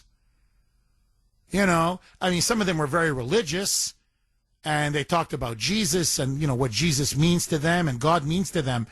But those were powerful, strong, male, masculine songs. Let me just make a super, super quick point, and then obviously I want to go right back to the blazing phone lines. Can anyone name me any other sport but football, in other words, specifically the NFL, where the halftime show, the so-called entertainment of the halftime show, is always generating controversy? In many ways, honestly, even more controversy than the game? Like whatever, usually in, like championship games or whatever, it's this call by the referee or the referee should have called this but didn't call it or, whatever. No. With the NFL and especially the Super Bowl, it's always the freaking halftime show. Whether it's Janet Jackson, with her little nipple being exposed and, kneeling and, booing the American national anthem or the flag, or now it's Bad Bunny and the thing is not even in English. It doesn't matter. It is always something with that halftime show. Notice, you don't see that with, baseball during the World Series, the NBA, when they play for the championship, they have half times. Usually it's just the cheerleaders, and there's songs being played and they're just dancing and, with their pom-poms or whatever. Hockey, they have multiple intermissions. You never hear anything. Soccer, whatever, the World Cup, which is coming to the United States this year. You never hear, during halftime, you never hear about any controversy. It's only the freaking NFL. Because they're always either pushing an agenda, a left-wing woke agenda, or it's the sexualization. It's either they're pushing sex, in some cases actual nudity for people to see, or it's some left-wing woke cause. 617-266-6868. Agree, disagree. Ellie in Worcester. Thanks for holding, Ellie, and welcome. Hello, buddy. Hi, Ellie. Well, in the immortal words of Elmer Fudd, be very quiet. I'm hunting rabbits. And when I heard for days about this bad rabbit, I had a gut feeling that it wasn't going to go very well. So, I had a feeling that it was going to just make me, give me disgustation, indigestion. So I watched the Puppy Bowl. I watched the Puppy Bowl on Animal Planet, and they were having fun, and they just played no politics. And then at the end of the show, they showed all the puppies that got adopted, forever home. So I just wanted to kind of enjoy myself, so I watched the Puppy Bowl, because I knew that if I watched this, although I was curious about this bad rabbit, I just didn't think it was going to go well, so I just avoided it altogether. Now, Ellie, I by the way, that's what I did as well. I didn't watch the Puppy Bowl, the Puppy Super Bowl, but I watched the Turning Point USA halftime show. But Ellie, I want to ask you this: is this going to be now the new norm? Because this is what many of our cultural elites, they're celebrating this. Whether it's the New York Times, the Washington Post now, they just had massive layoffs. So their newsroom got gutted. So who knows if they'll be around much longer. But anyway, for now, the Washington Post, my bad. The Washington Post got gutted. Jeff Bezos cut hundreds of positions. So the Washington Post now, they're on the ropes. But whether it's the New York Times, the Washington Post, CNN, MS Now, I could go on. The left is celebrating Bad Bunny. The left is saying it's great that he spoke only in Spanish. This shows that we're a more multi-ethnic, multilingual, multiracial country, and that we should be speaking more languages in the United States. And so they want to see, not just in Super Bowls, but in classrooms. They want bilingualism, even trilingualism. They want to have it at other cultural and sporting events where English is either rarely or ever spoken. Do you think this is going to be a trend where we're going to see more and more parts of the United States where English is going to be actively discouraged and in many ways not spoken at all? I'm just curious.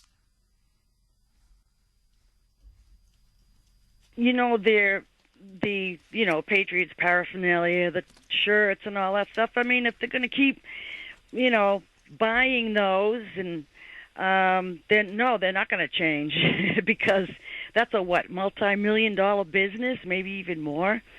And it's like all you got to do is, look at Europe, and look at their new norm. They're in big trouble over there. It's like.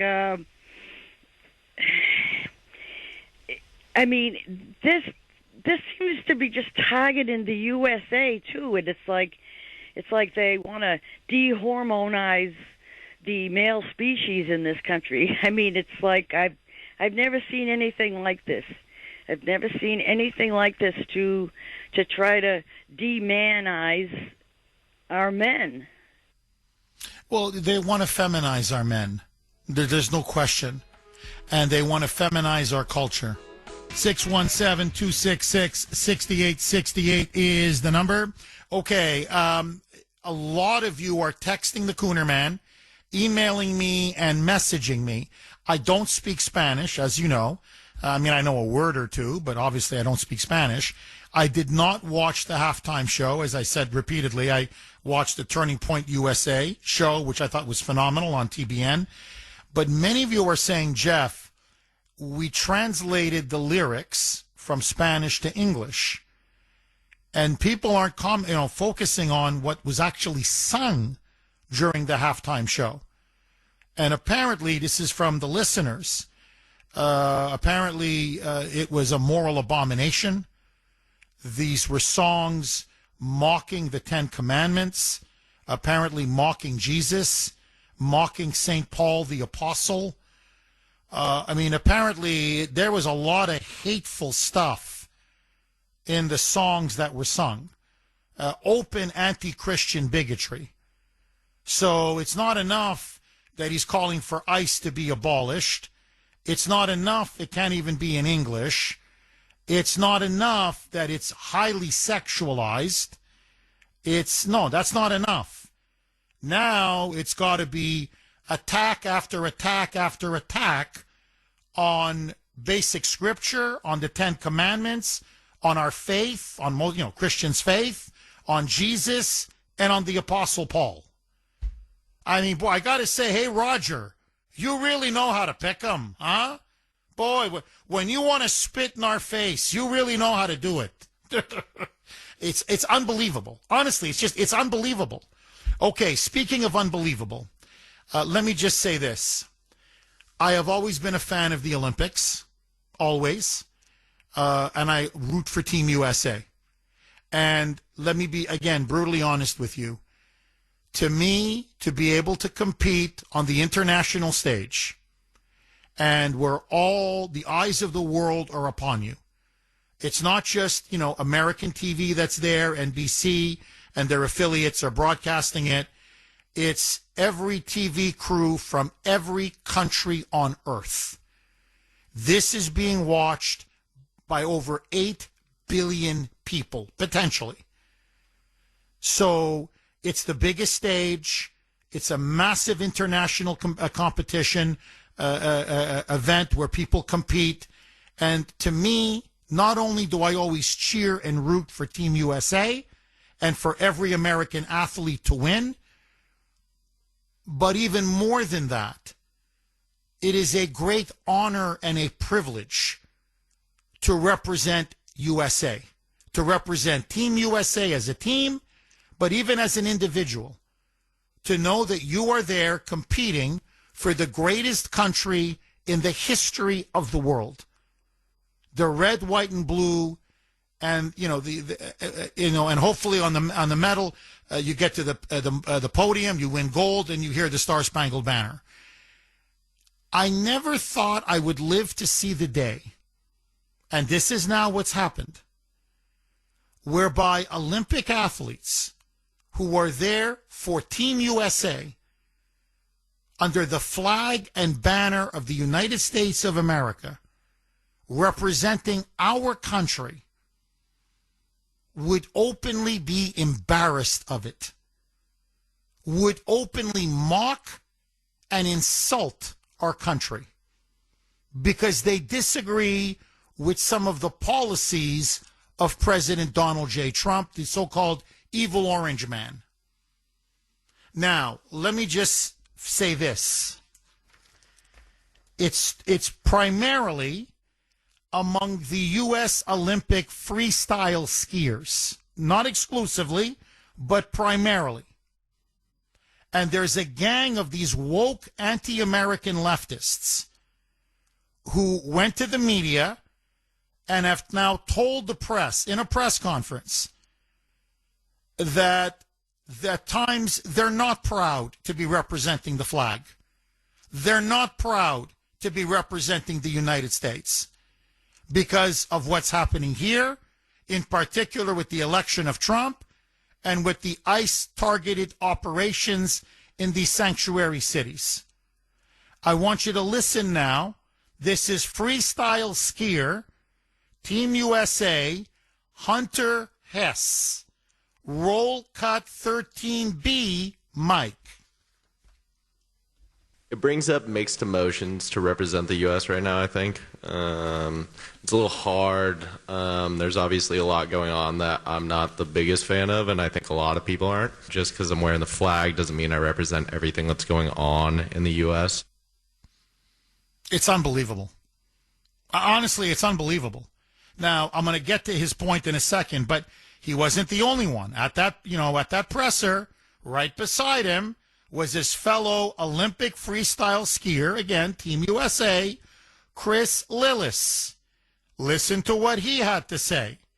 This was his FU to the United States. Roll cut 13C, Mike. I love the USA, and I think I would never want to represent a different country in the Olympics. With that being said, a lot of times athletes are hesitant to talk about political views and how we feel about things.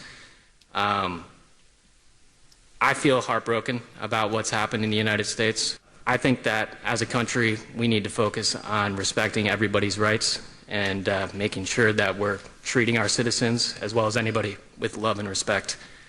And I hope that when people look at athletes compete in the Olympics, they realize that that's the America that we're trying to represent. I mean, it's okay. So basically, first of all, athletes are afraid to speak out their political views. Yeah, what planet are you living on?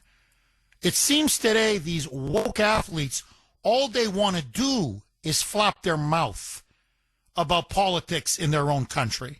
Okay, so I don't know what he's talking about. Then it's like, I feel heartbroken about what's happening. We should treat everybody in America. And he means the illegals. With the same rights and dignity and respect, meaning don't deport them. Everybody who comes here illegally, it's the Grammys. Everybody, abolish ICE, don't deport anybody. Basically, America, no one is illegal on stolen land. And so what he's saying is, you see, what I'm representing is Biden's America, where we have wide open borders, and all the illegals pour in, and they can murder, rape, pillage, you name it, but just don't deport a single one of them. That's my America, a globalist America, an open borders America, a socialist America. And as for that other clown, Hunter Hess, just because I wear the flag, well, doesn't mean I represent everything that's going on in the United States. Do you think that the athletes from China are there saying, yeah, we support putting those Uyghurs in those death camps? Yeah, yeah. Do you think the athletes from Great Britain say, we love Keir Starmer's censorship regime, censoring people who they don't like? Oh, if they criticize the government, they go to jail. Yeah. In other words, my point is an obvious one. When you're at an International Olympics event or any event, of course you don't agree with every policy of your government. Of course. There are things that every government does that citizens disagree on, especially if you live in a free country, in a free society. What you don't do, and if you notice, other countries don't do it, we're the only ones who do it, is to bring your disagreements to the world, to complain, to attack your own nation, to attack your own government, and then to say, which is to me mind-boggling, I have really mixed feelings about representing the United States. There are just some things about America, it rubs me the wrong way. So, I'm half in and I'm half out. You know, I'm a little ashamed of the United States. You're ashamed of the United States? I've said this argument many times. It is the checkmate argument. If you cannot represent the flag of the United States, then what flag can you represent? We are the greatest, freest, most tolerant, anti-racist nation in the history of the world. If you can't represent this country and this republic and our wonderful Constitution and all the blessings of this nation and our flag, then you can't represent any other country. Get out. It brings up mixed emotions to represent the U.S. right now, I think. It's a little hard. There's obviously a lot going on that I'm not the biggest fan of, and I think a lot of people aren't. Just because I'm wearing the flag doesn't mean I represent everything that's going on in the U.S. That was U.S. Olympic freestyle skier Hunter Hess at a press conference. And even President Trump weighed in. He was absolutely disgusted, and I'll get to him in a second. But in that presser, he said it was a little hard for him to wear Team USA gear, as there was a lot going on in the United States that he isn't the biggest fan of. And you just heard him. He said, just because I'm wearing that flag doesn't mean I represent everything that's going on in the U.S., And so President Trump went on Truth Social, and I agree with him, not 100, but 1,000%. Quote, U.S. Olympic skier Hunter Hess, a real loser, says he doesn't represent his country in the current Winter Olympics. If that's the case, he shouldn't have tried out for the team. And it's too bad, because now it's going to make it easier to, it's going to make it very hard to root for someone like this. Make America great again. Well, he's right. I mean, if you hate your country and the flag so much, why'd you try out for the team?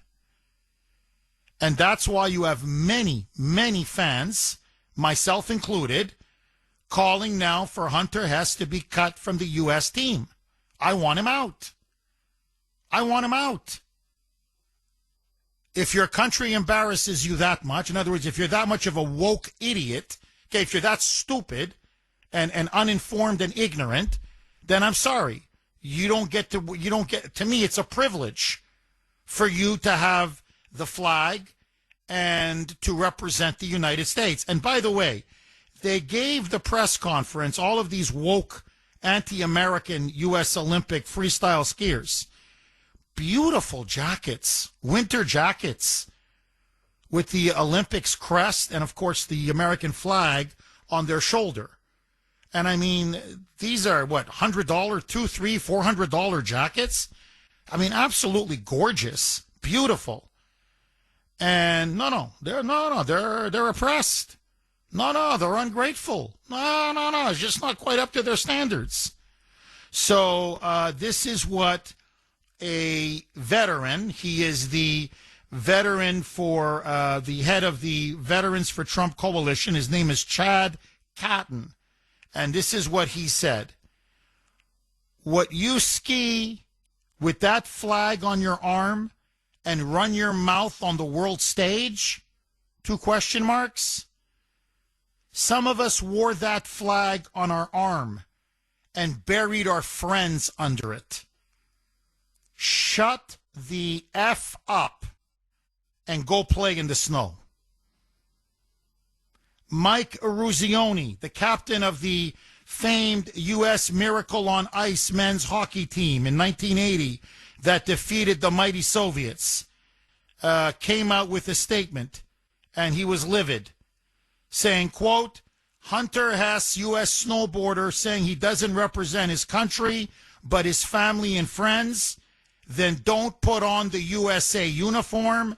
Maybe just put something on for family and friends. Some athletes just don't get it. Of course, it's about your country. It's not just about you, because they're a bunch of self-absorbed narcissists. And I'll tell you, I'm sure there are plenty of freestyle skiers, snowboarders, who would love to have a spot on Team USA, who would be more than proud to represent our country and that flag. So, look, I'm sorry. No. If the United States embarrasses you so much, if the greatest country in the history of the world, if it's just not quite up to your woke standards, that's okay. Quit or cut him from the team because he's making an embarrassment. He's embarrassing the country. He's embarrassing the team. And look, cut him. And if he doesn't like it, quit. But no, he won't quit. You know why?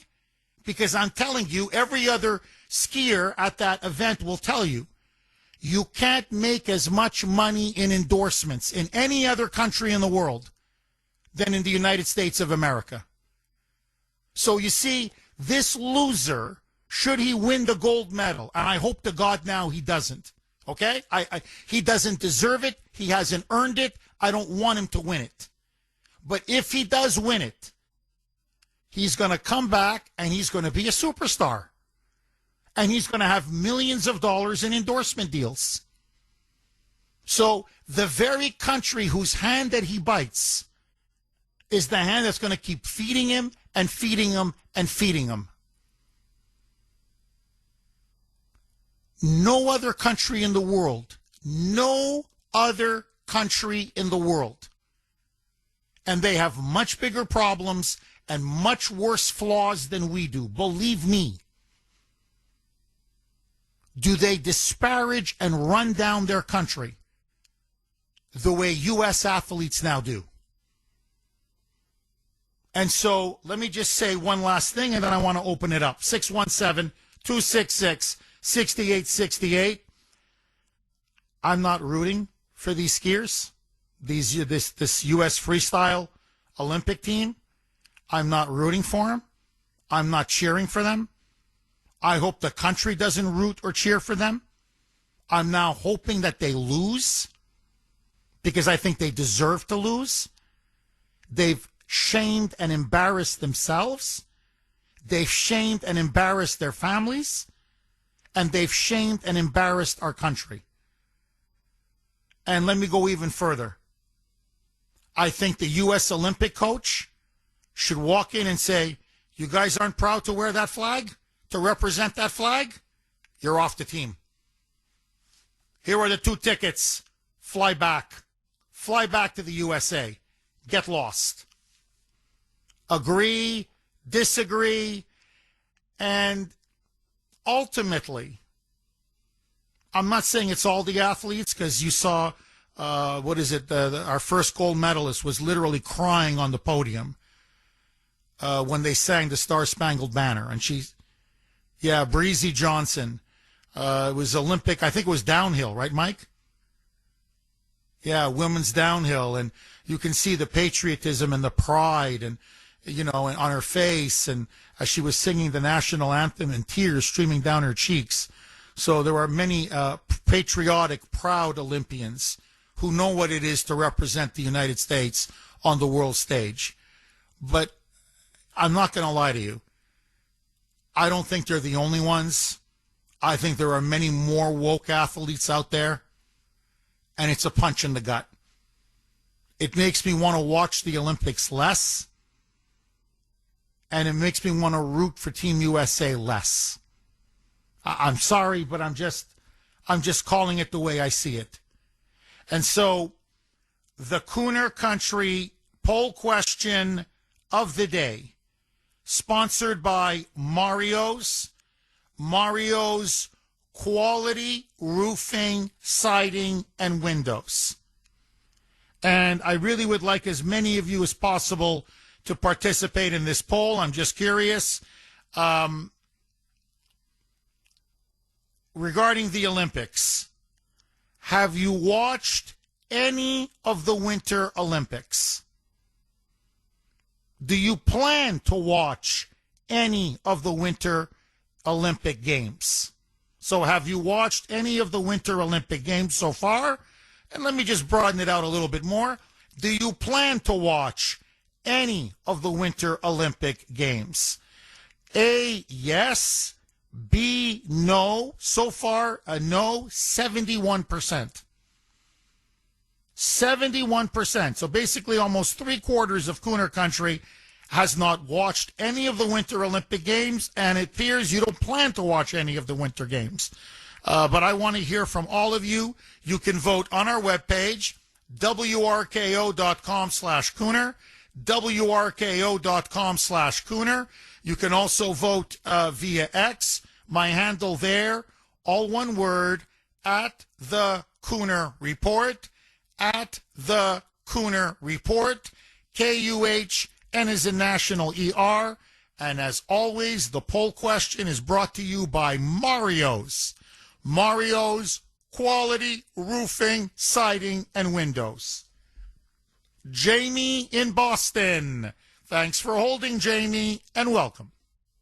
Hi, thank you. Thanks for taking my call. At this year's Grammys, did it ever occur to you that Bad Bunny won Album of the Year because of Trump? How do you mean he won Album of the Year because of Trump? Okay, well, here's the thing. A lot of people don't really know who he didn't know who he was. He got more name recognition because of the Super Bowl and on Saturday Night Live, but still, he's kind of an obscure artist. But Trump vilifies him so much that the big lefty music voting industry decided to have a stick at the Trump vote and award his album of the Year. Well, we don't know why they voted Album of the Year. Apparently, one of his songs has over 1 billion hits. So apparently he's huge. He's got a massive fan base, especially in the Latin world. Among Latinos, they love the guy. So, there's no evidence that just because Trump began to attack him, that's why the Grammys gave him the award. But see, I can't help but to think Trump has something to do with it, because Trump didn't say anything about Bad Bunny. He might not have won Album of the Year. I don't know, Jamie. There's no evidence for that. You may be right. I'm not saying you're wrong. I'm just saying there's no... look, I can tell you this. Most of these singers I've never heard of, but that's just me. And when you check, like on YouTube or whatever, they got massive followings. And apparently he's got like at least one of his songs over 1 billion views. That's unbelievable. So when you begin to dig in, it's like he's huge. He's huge in all of Latin America. There's a big Latino community in Florida, big Latino community in Texas. He's also very big here in the United States. I have family members who say, yeah, I listen to Bad Bunny. I'm like, but you don't understand a word that he's saying. And they go, no, but the rhythm is really good. The music is good. It's catchy. It's just nice. I don't know what he's saying, but it's just, it's just a really cool way that he delivers his sound. So I had no idea that this guy, this loser, frankly, is so popular. But apparently he is. But everybody who won at the Grammys was sticking it to Trump. And everyone who won at the Grammys, for the most part, Trump has been attacking. I'm not saying every single one, but many of them. So, Bad Bunny has been an advocate for illegal aliens and attacking ICE now for a long time. Bad Bunny is, look, let's put it, he's a shill for open borders, and he's a shill for illegal immigration in the United States, probably because they're a good part of his audience or a good part of his listeners. He's just, protecting his customers. I would assume many of the illegals that come from Latin America most likely listen to Bad Bunny. Am I wrong? Hispanic community where they know what he's saying. I would like to see. I got to look up the album chart to see how well his album's selling. I'm wondering about that. Why? You think had Trump not mentioned his name, he wouldn't be as big as he is now? Yeah, I really believe that. If Trump had said, "Hey, is this Bad Bunny guy? It's kind of cool," I don't think it would have won the album of the year. That's my theory. Well, I mean, to me, what rocketed him was the fact that he was going to headline the Super Bowl, and that announcement was last year. They announced that, I believe, what was that, Mike, in November, December? That was last year. So that was way before he won the Grammys. And that's what really put him on the map. It's the first time, let's put it this way, I ever heard of him. And a lot of people ever heard of him. So maybe Roger Goodell picked him as to stick it to Trump. I don't know. But that's the reason why he became a household name. And now he is a household name. And, to his credit, he's using the fact that he's a household name to just go to town on ICE and on federal immigration law enforcement. He and Bruce Springsteen. Bruce at least sings in English, so you understand what he's saying. But him in Spanish and Bruce Springsteen in English. And they're basically now, the two biggest musical advocates for illegal aliens and anti-ICE in our country. There's no question. Bruce even wrote basically an anthem for the anti-ICE agitators and for illegals. And Bad Bunny pretty much now is an advocate, almost their lawyer, who just happens to sing. So he wants us to keep all of the illegals, coddle them, protect them, and obliterate and abolish ICE. Basically, he wants Biden's policy forever. Keep the borders wide open and let them pour in 20, 30 million every year. Just let them keep coming and coming and coming. And everyone has the right to come to the United States with welfare. They won't be living in Big Bunny's house or Bad Bunny. They won't be living in Bad Bunny's house. And they won't be living in Bad Bunny's neighborhood. That I guarantee you. It'll be where you live, Jamie, where I live. But that's Bad Bunny and that's Bruce Springsteen. And I'm telling you, it makes for bad art, bad music, and I think in the end, they're going to rue the day they became activists and stopped being singers. Because nobody wants to listen to politics 24/7 a day. Nobody. And it becomes tedious, it becomes boring, it becomes stale, and already people are tuning them out. And I think it's only going to get worse. Just my opinion. Jamie, thank you so much for that call. I appreciate it. Agree, disagree.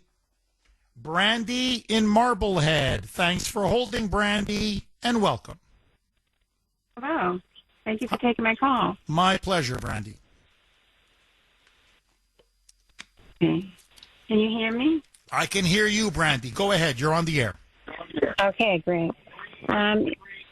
So, yeah, I have to say I'm not a huge football fan. I do usually watch the Olympics, and I normally watch the Grammys, but I didn't this year. But I'm calling because I have a young daughter, who does watch these things, and I can tell you she's not a football fan either. She's not big into the Olympics, but she's aware of all this controversy that's going on. And that show last night was a real appeal to the young kids. And, she was determined to watch that show. That's the only thing she was interested in about the Super Bowl. And she watched it. And honestly, I don't think I would have had a problem with that singer if it weren't a representation of the Super Bowl and the country and the values and the banner behind him that said the only thing more powerful than hate is love, all being projected onto our current administration, all being politicized, all being promoted by our culture right now, and not just our culture, but our schools. the kids are punished for deviating from that leftist ideology. And it's being celebrated and elevated, and it's every which way you turn. It's every channel you turn on. You really can't get away from it. And that's what hit me last night when she was in the other room watching that show, is that, their tentacles are in your house. You really can't raise your kids now with the values that you want. They're not getting them. And why aren't they getting them? It's these shows and it's these platforms that this ideology is being given 24 hours a day. So that's really the problem that I have with the whole media and the ideology that they embrace, and the intolerance. That really what it represents is, the real bigotry, the real intolerance is weaved into the fabric of the Democratic Party, and they're the ones mobilizing the liberals, the leftists, and now the school kids to promote it, to believe it, to believe and promote things that we didn't 10 years ago. It was so different. And, it's really only because of this administration that people have gone against their own principles and are hijacking a whole generation's mindset about it. Well, Brandy, look, I'm very happy you called, because I see it on my own kids. Not so much Ashton, but more Ava. She's a little younger and she's more impressionable than Ashton is. And I see it with her friends. There's tremendous peer pressure at school to hate ICE. Their teachers, for the most part, not all, but many of them, push a radical anti-ICE, open borders, leftist ideology.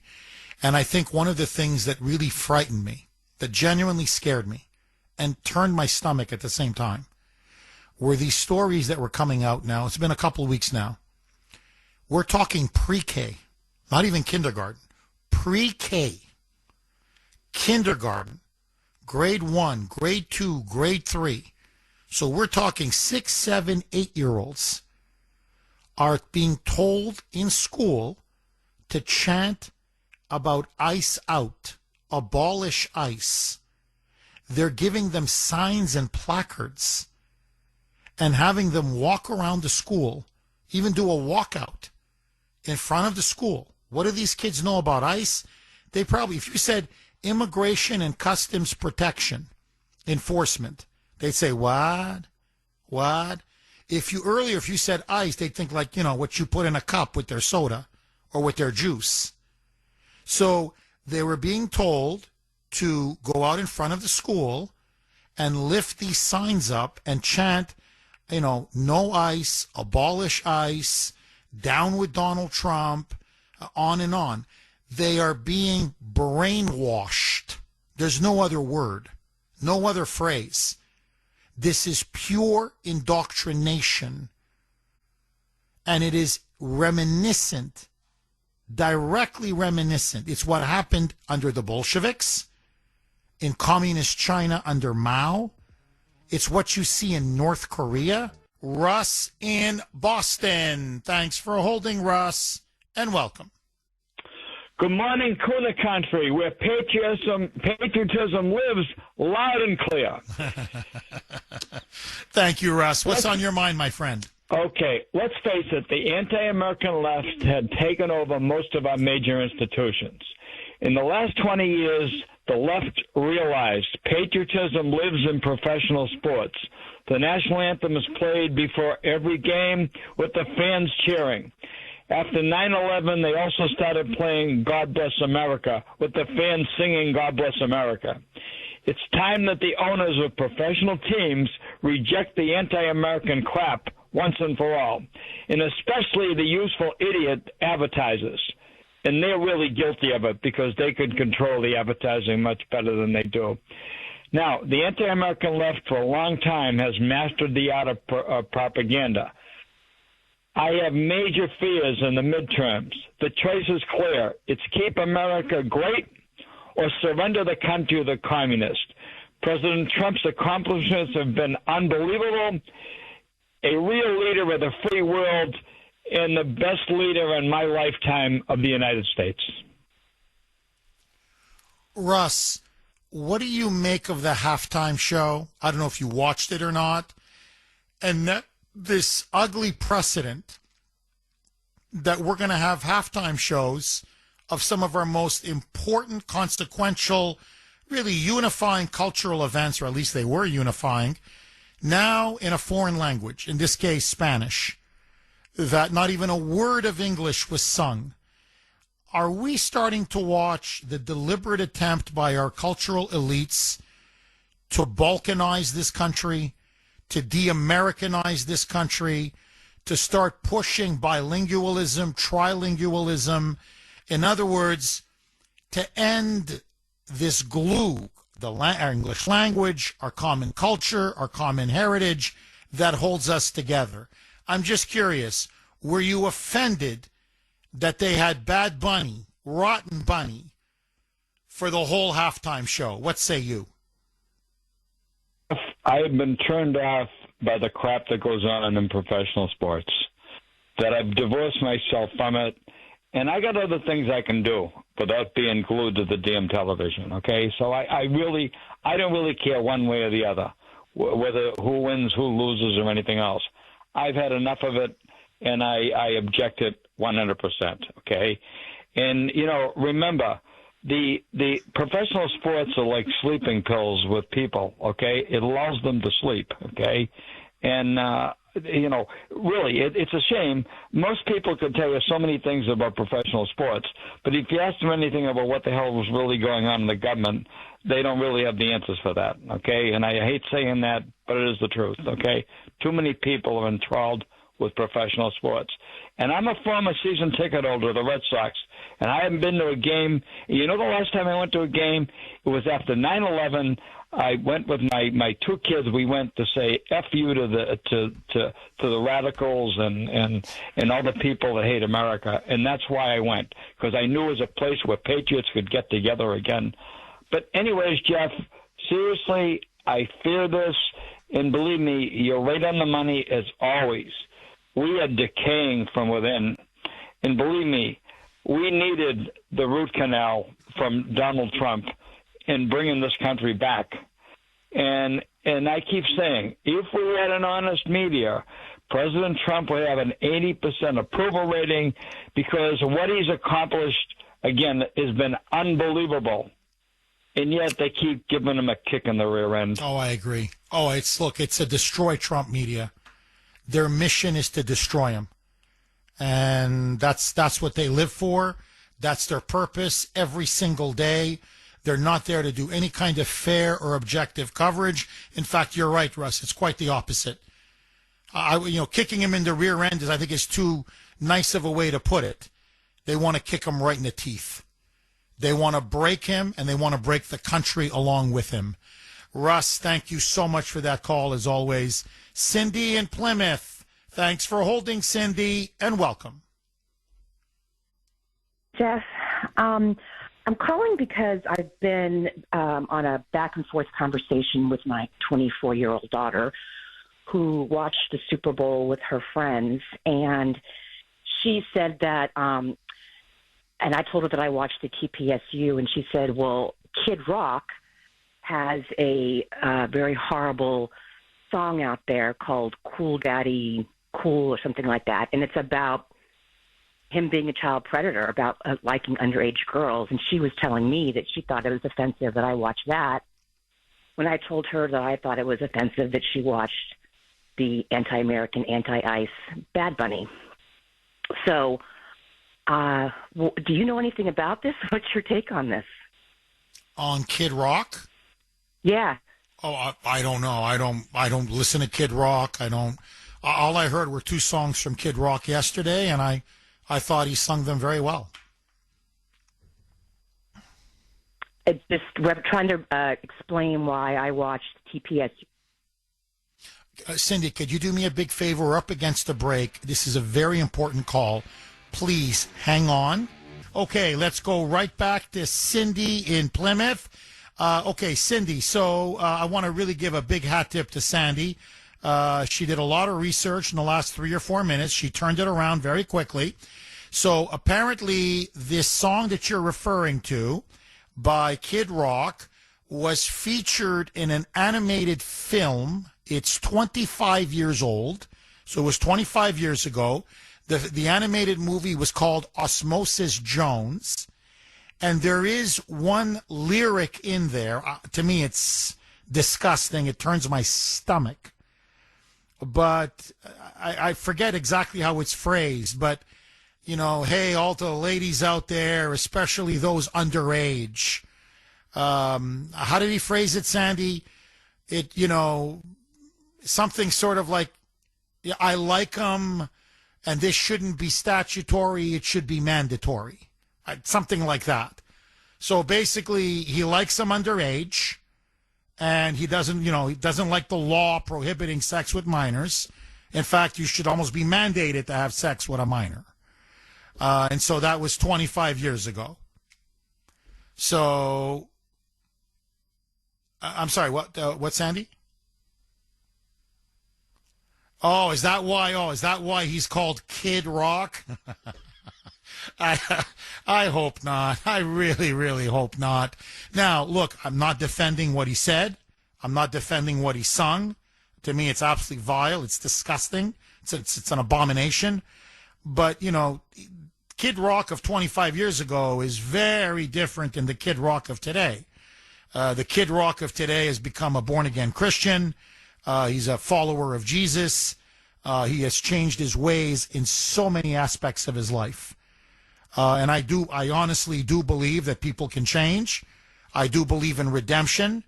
And I do believe in the power of faith and, honestly, of Jesus to turn people's life around. I mean, I'm just being honest with you. But that's the answer to your question, Cynthia, that Kid Rock 25 years ago did have a lyric in a song where there's no question he's not just defending it, he's practically glorifying sex with underage girls. Does that answer your question? Oh, Sandy, tell Sandy thank you for doing that research. I just wanted to mention that I think what social media is doing right now, first of all, my daughter voted for Trump. She's a Christian. She goes to church with a boyfriend every Sunday. And she's a critical thinker. So I do respect her opinion. And what's happening on social media is they drag this song out for everybody to see, and they're claiming that this is the person that's representing TPSU. So they're trying to slam TPSU, while Bad Bunny's out there jumping around saying, unite everybody. And that's the message that's coming across. So it just really concerned me. Well, yeah, look, the left is very good at propaganda. I mean, I think it's their strongest suit. They've always been effective at it.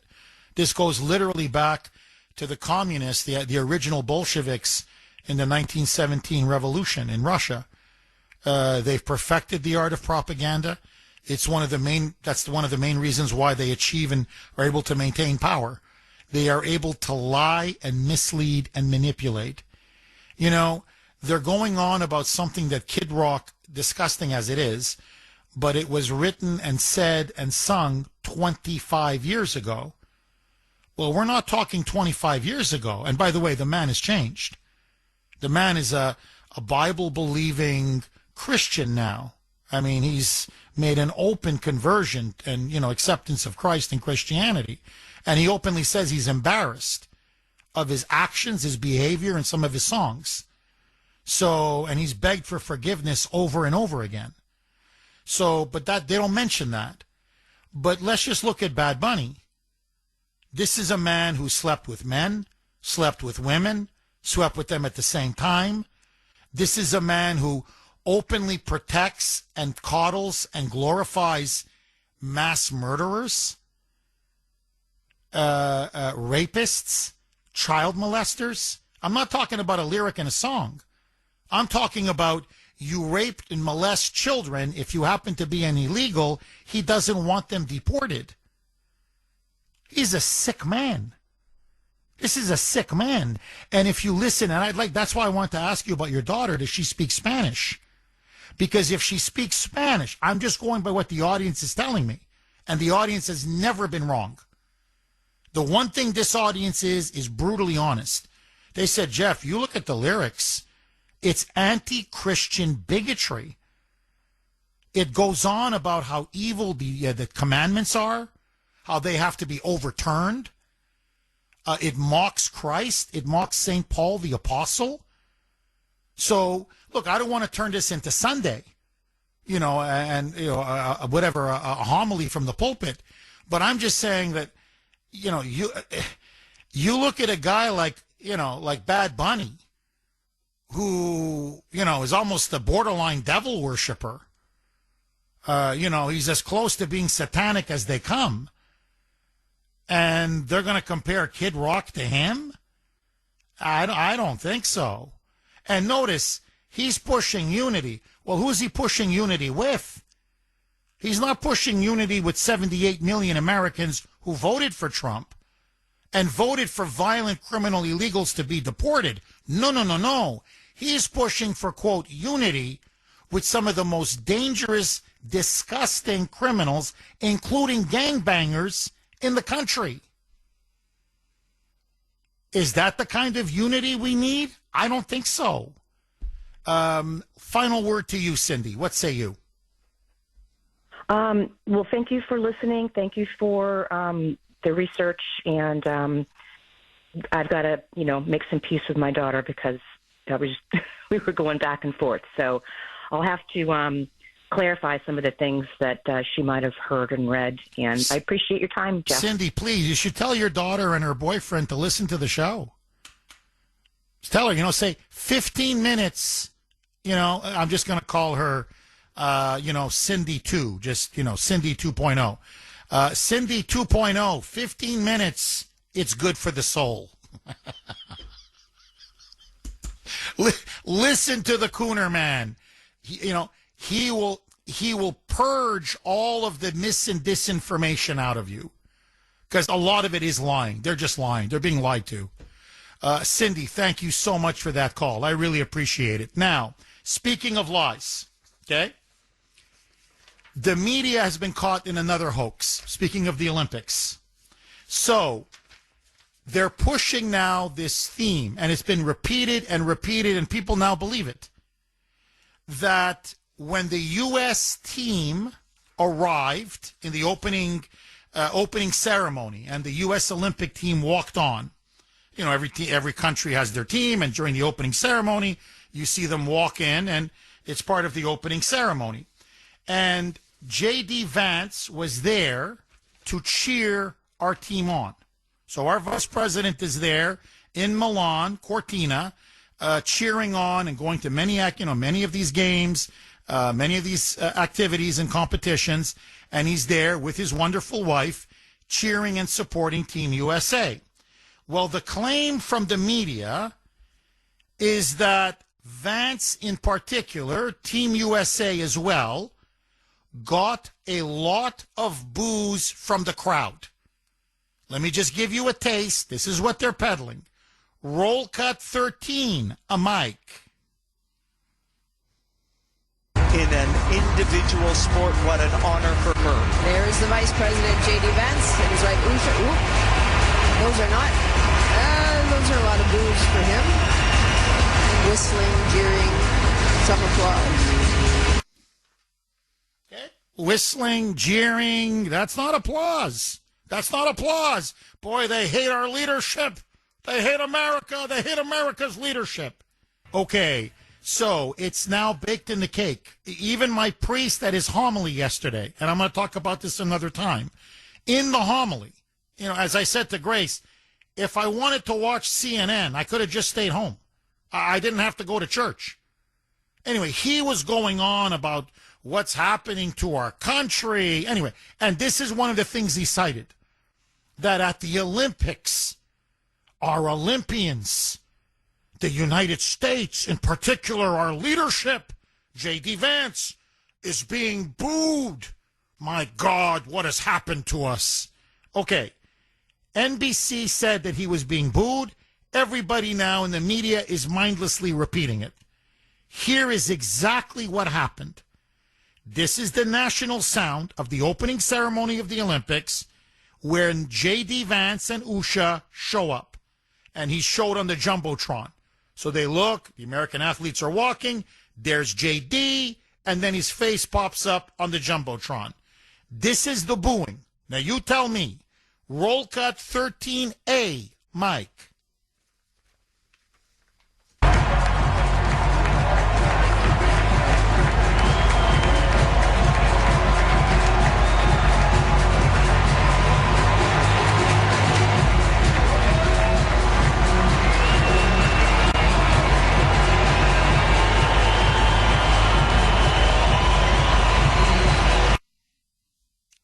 Do you hear booing? There's music, energy. You hear whistles. You hear clapping. I don't know, maybe a boo or two, I guess. I haven't. I'm telling you, I can't hear one boo. But just for the sake of argument, okay, maybe one or two. But do you hear a chorus of boos? Do you hear boo, boo, whatever you suck in Italian is? You sucko in Italian. Okay, whatever. I don't hear it. Mike, am I wrong? Do you hear the booing, Mike? Sandy, do you hear the booing? No. So, I don't know what else to tell you. More lies, and as the Russians would put it, more propaganda. Or as they say, disinformation. Bob in Saugus. Thanks for holding, Bob, and welcome. Yeah, good morning, Jeff. My question is, where is the federal communications in all this? Broadcast what they can say, what you can't say, what you can show, what you can't show. I haven't heard anything about that. Oh, you're dead on. You're absolutely dead on. And look, I know things are a little bit different. I'm talking film now. It's not quite the same. And you're probably going to say that, but my overall point is they used to have what was called, stricter standards, i.e. censorship, what you could see in a movie, what you could see on TV. Yeah, I mean, look, I'm not, Kuhner man is against censorship in general. But man, you saw a lot less gratuitous sex, a lot less gratuitous violence, just a lot less filth when we had, stricter oversight and, some censors when it came to, films, Hollywood movies, and what you could see or watch on TV. And, the other thing, have you noticed this? Swearing, obscenities, profanities, much more prevalent now. You can pretty much, by the way, on cable TV news, you can say, I'm not kidding, anything. You can drop any F-bomb. I'm talking you covered up with blank or F. I mean, literally, I can't say it on the air because I'm going to get fined, but, the F-bomb. You can say mother effer. It does any swear word you can possibly imagine. It's all fair game. It's all fair game. So it's the coarsening of our culture. We're becoming more vulgar. Honestly, I think it's a sign of our decay. And look, I'm all for raising standards, moral standards, social standards, especially when it comes to television, and especially when it comes to big cultural events like the Super Bowl, where you have young children and families watching. Final word to you. What say you, my friend? Like a long time ago, and I'll just give you a brief. When radio first started, we're talking commercial radio, 1920, with WBZ and KDKA in Pittsburgh. They used to have big orchestras in these hotels in New York City and Chicago. The Dorsey brothers, Glenn Miller, all these things, right? Well, there was no FCC. It was called the FR, as in Robert, FRC, Federal Radio Commission. They determined that playing the saxophone over the air is too sensual or sexual an instrument. They banned the saxophone. Yeah, check it out. It sounds hokey. You could not play a saxophone when radio first started. Unbelievable. What the big bands did, they just ignored it. And this small FRC, there weren't that many people. They just said, well, what are we going to do? We can't run around the country, like the Untouchables with the truck breaking into the still. No, you're right. No, look, I mean, I listen to some old radio shows. It's one of my, I don't have a chance to do it too often, but it's one of my hobbies.